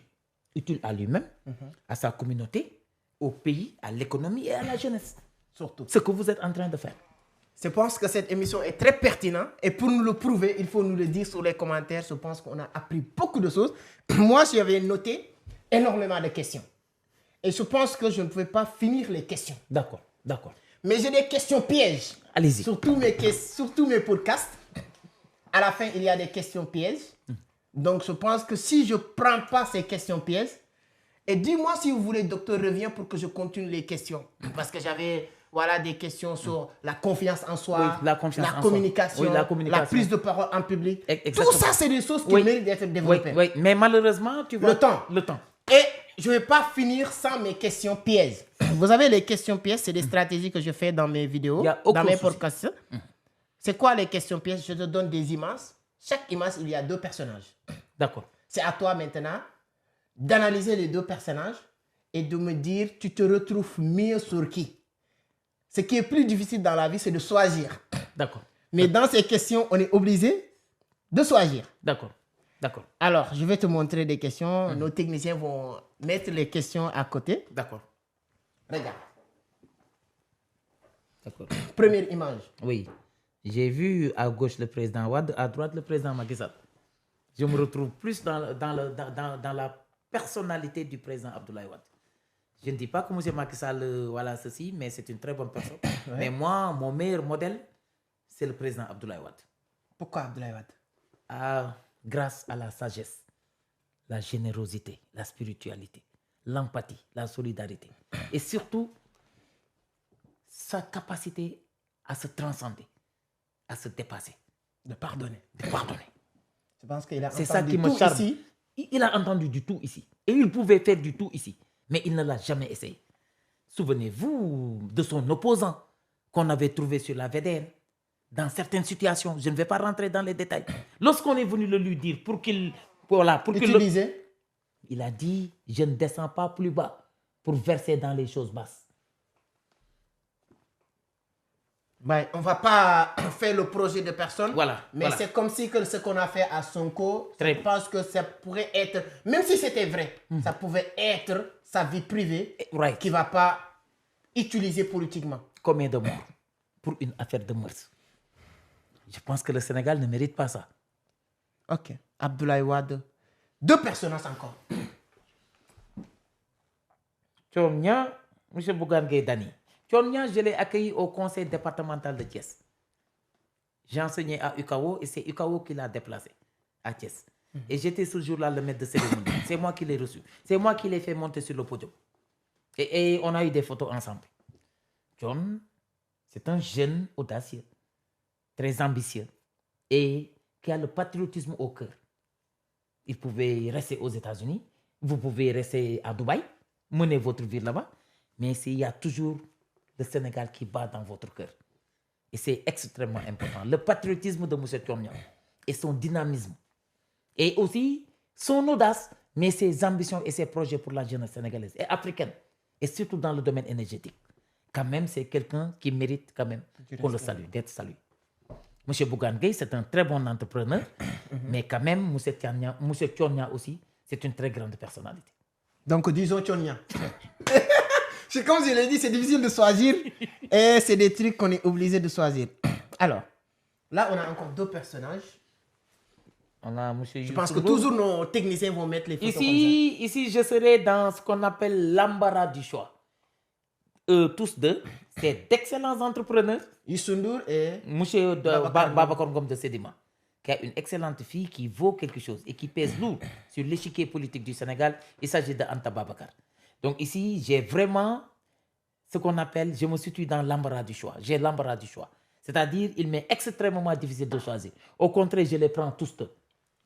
Si on fait un peu d'analyse sur Youssou Ndour, son parcours, pas musical, ni politique, mais entrepreneurial. Son audace. C'est avec Youssou que j'ai cru en cette triptyque. Le savoir, l'avoir et le pouvoir. Le savoir.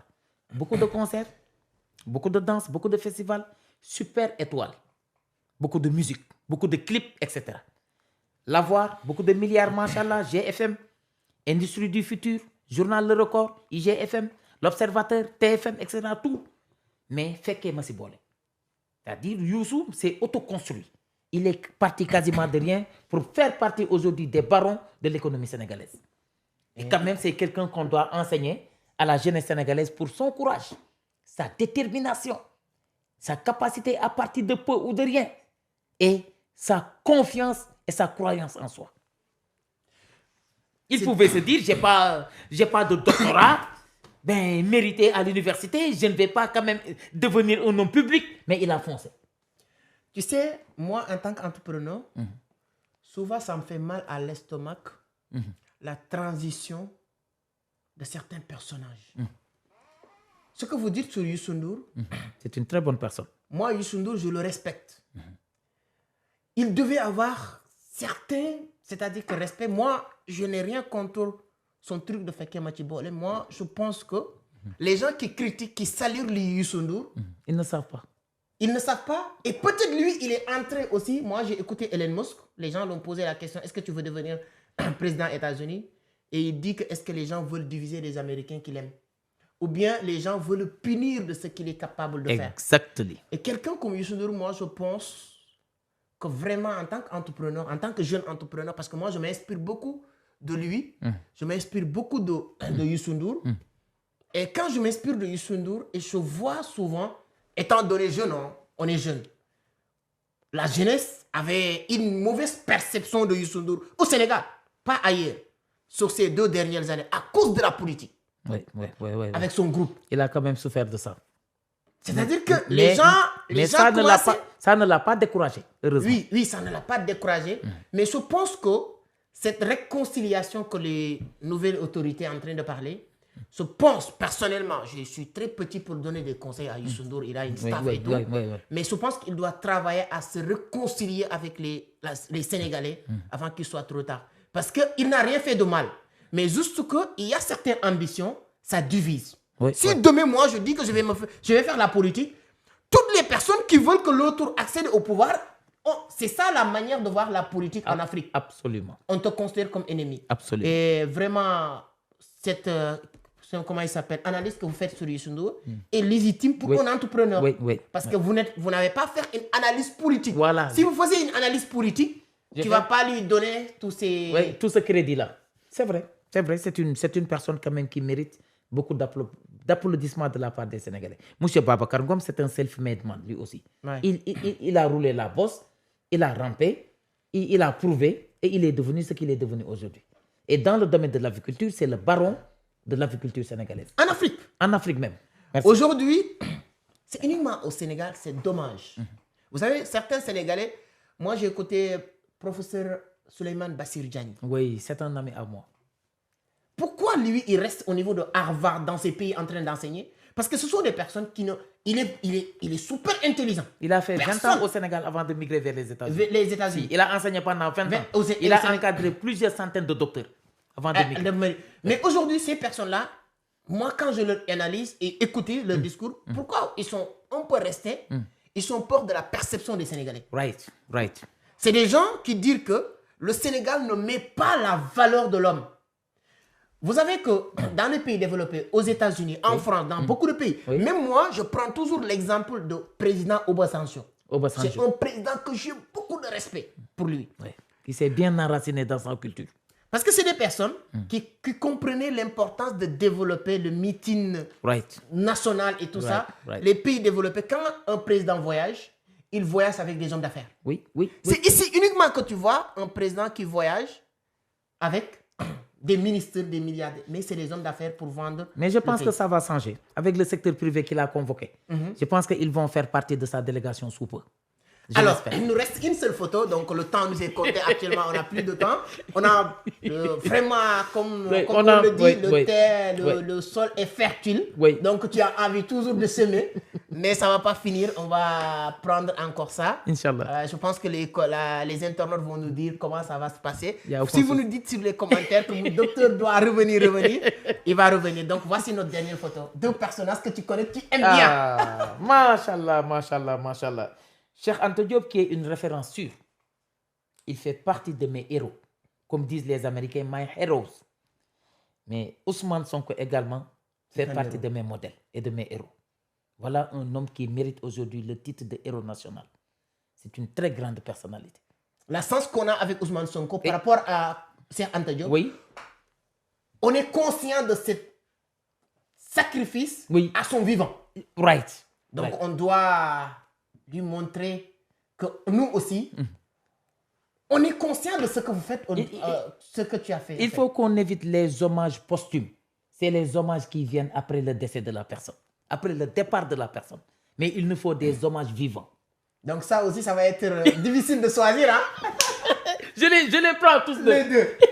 Alors, je pense que vous allez voir les images. En tout cas, docteur, Vraiment, merci. c'était un grand plaisir. Oui, c'est partagé, mon frère. J'ai appris beaucoup de choses. Non, c'est moi qui ai appris beaucoup de choses. Merci pour l'humilité. On est ensemble. On est se ensemble. connaît, on est là, docteur, vous enseignez sur beaucoup d'universités. Je sais que le temps vous est compté Oui, mais on est ensemble. et vous avez laissé beaucoup de choses pour venir ici à Dakar, faire des kilomètres. Oui. Donc ça nous va droit au cœur. Merci beaucoup. Et je peux vous dire que c'est quelque chose que je ne vais jamais oublier. Alhamdulillah. Et dites-vous que Vision d'Afrique, ce sont vos enfants, Alhamdulillah. vos petits frères Alhamdulillah. qui sont là-bas et qui sont des jeunes qui ne savent pas à 100% ce qu'ils font. Souvent, tu peux voir que ce soit sur les réseaux, que ce soit hors les réseaux Oui. des choses. N'hésite jamais, Inch'Allah. comme on le dit, de tirer les oreilles pour dire que ce n'est pas ça qu'il faut faire. Inch'Allah. On en aura besoin. Inch'Allah. On est très open sur ça. Alhamdulillah. Et hormis les activités de Vision d'Afrique et les activités de docteur, tout ce qu'on peut faire, Oui, oui. nous, Oui. on ne va pas hésiter de vous soumettre nos propositions. Ça- Et à votre niveau, n'hésitez pas. Vision d'Afrique, c'est votre Vision d'Afrique. Et ça me va droit au cœur. C'est pourquoi tout à l'heure, lorsque vous dites que vous allez venir, je pouvais vous attendre ici, Oui. mais je vous avais attendu au bureau pour que tu connais le bureau Oui, ça- et ça- pour qu'on puisse voilà, dire que ce n'est que le début, ce n'est que notre prise de contact et on va faire beaucoup de choses. Ça m'a beaucoup fait plaisir et j'ai découvert pas mal de choses. Vraiment, vous êtes une très grande personne. Vous êtes un très grand homme. Merci beaucoup. Et quand un savant dit de quelqu'un qu'il est un savant, les gens doivent l'accepter. Je ne dis pas que je suis un savant, mais quand quelqu'un te dit que vous êtes un grand homme, c'est parce que vous êtes un grand homme. Merci, c'est un grand Et plaisir. le meilleur reste à venir. Exactement. Vous êtes une référence sûre, un espoir incommensurable de l'Afrique. Merci. Et vous avez beaucoup à apporter à la jeunesse africaine. Merci, c'est Et un grand sachez plaisir. que c'est votre mission. Je vais, voilà, je vais Et tout ne vous faire. arrêtez jamais. Merci beaucoup. Et vous trouverez toujours en moi un allié sûr, Merci. un frère qui vous estime énormément. Merci, c'est un grand plaisir. Voilà. Donc, merci beaucoup les amis. C'est ça que je voulais partager aujourd'hui avec vous. Comme je l'ai dit tout à l'heure, il y a énormément de choses à partager. Mais comme vous le savez, chaque chose aussi a un fin. Ça Oui. devient un fin. Oui, oui. Donc, peut-être on aura l'occasion de revenir pour vous Inch'Allah. partager. Inch'Allah. Merci à notre équipe technique aussi qui sont là depuis le début pour nous aider, nous encadrer, nous accompagner pour vraiment avoir une meilleure prise, comme on le dit. Hein, c'est les techniciens. Donc, merci à tous. Merci aussi à cette studio. Donc, on va mettre les noms, les informations. Oui. Donc, c'est un studio que les Africains, les Sénégalais doivent approprier. Donc, c'est ce qui marche partout. Il ne faut pas avoir cette rancœur ou bien cette, essayer de vouloir rester toujours dans votre coin. On peut, partager cette énergie ensemble pour développer l'entrepreneuriat. Donc, je pense que si vous êtes en train de chercher les moyens, les mécanismes Oui. pour faire des vidéos, pour faire des podcasts, c'est un bon endroit, Oui. c'est un bon cadre. Oui. Moi, j'ai apprécié le cadre Oui. et vous pouvez aussi l'apprécier. Moi, je vais juste laisser les techniciens mettre un numéro de téléphone Oui. sur lequel Oui. vous pouvez contacter. Si Exact. vous quittez aussi, parce que j'ai beaucoup d'amis qui quittent des autres pays pour venir au Sénégal quelque temps, si vous voulez faire des vidéos avec une bonne prise, vous pouvez passer. Ce que vous allez avoir à Dubaï, à Londres, vous pouvez l'avoir ici. Il y a aussi de la qualité. Donc, voilà ce que je voulais dire. Merci. N'hésitez pas à abonner, à partager la vidéo le maximum possible pour aider d'autres personnes à bénéficier de cette formation qu'on vient de faire parce que cette podcast, c'est une formation. Merci, docteur. Merci beaucoup, mon cher frère. Merci.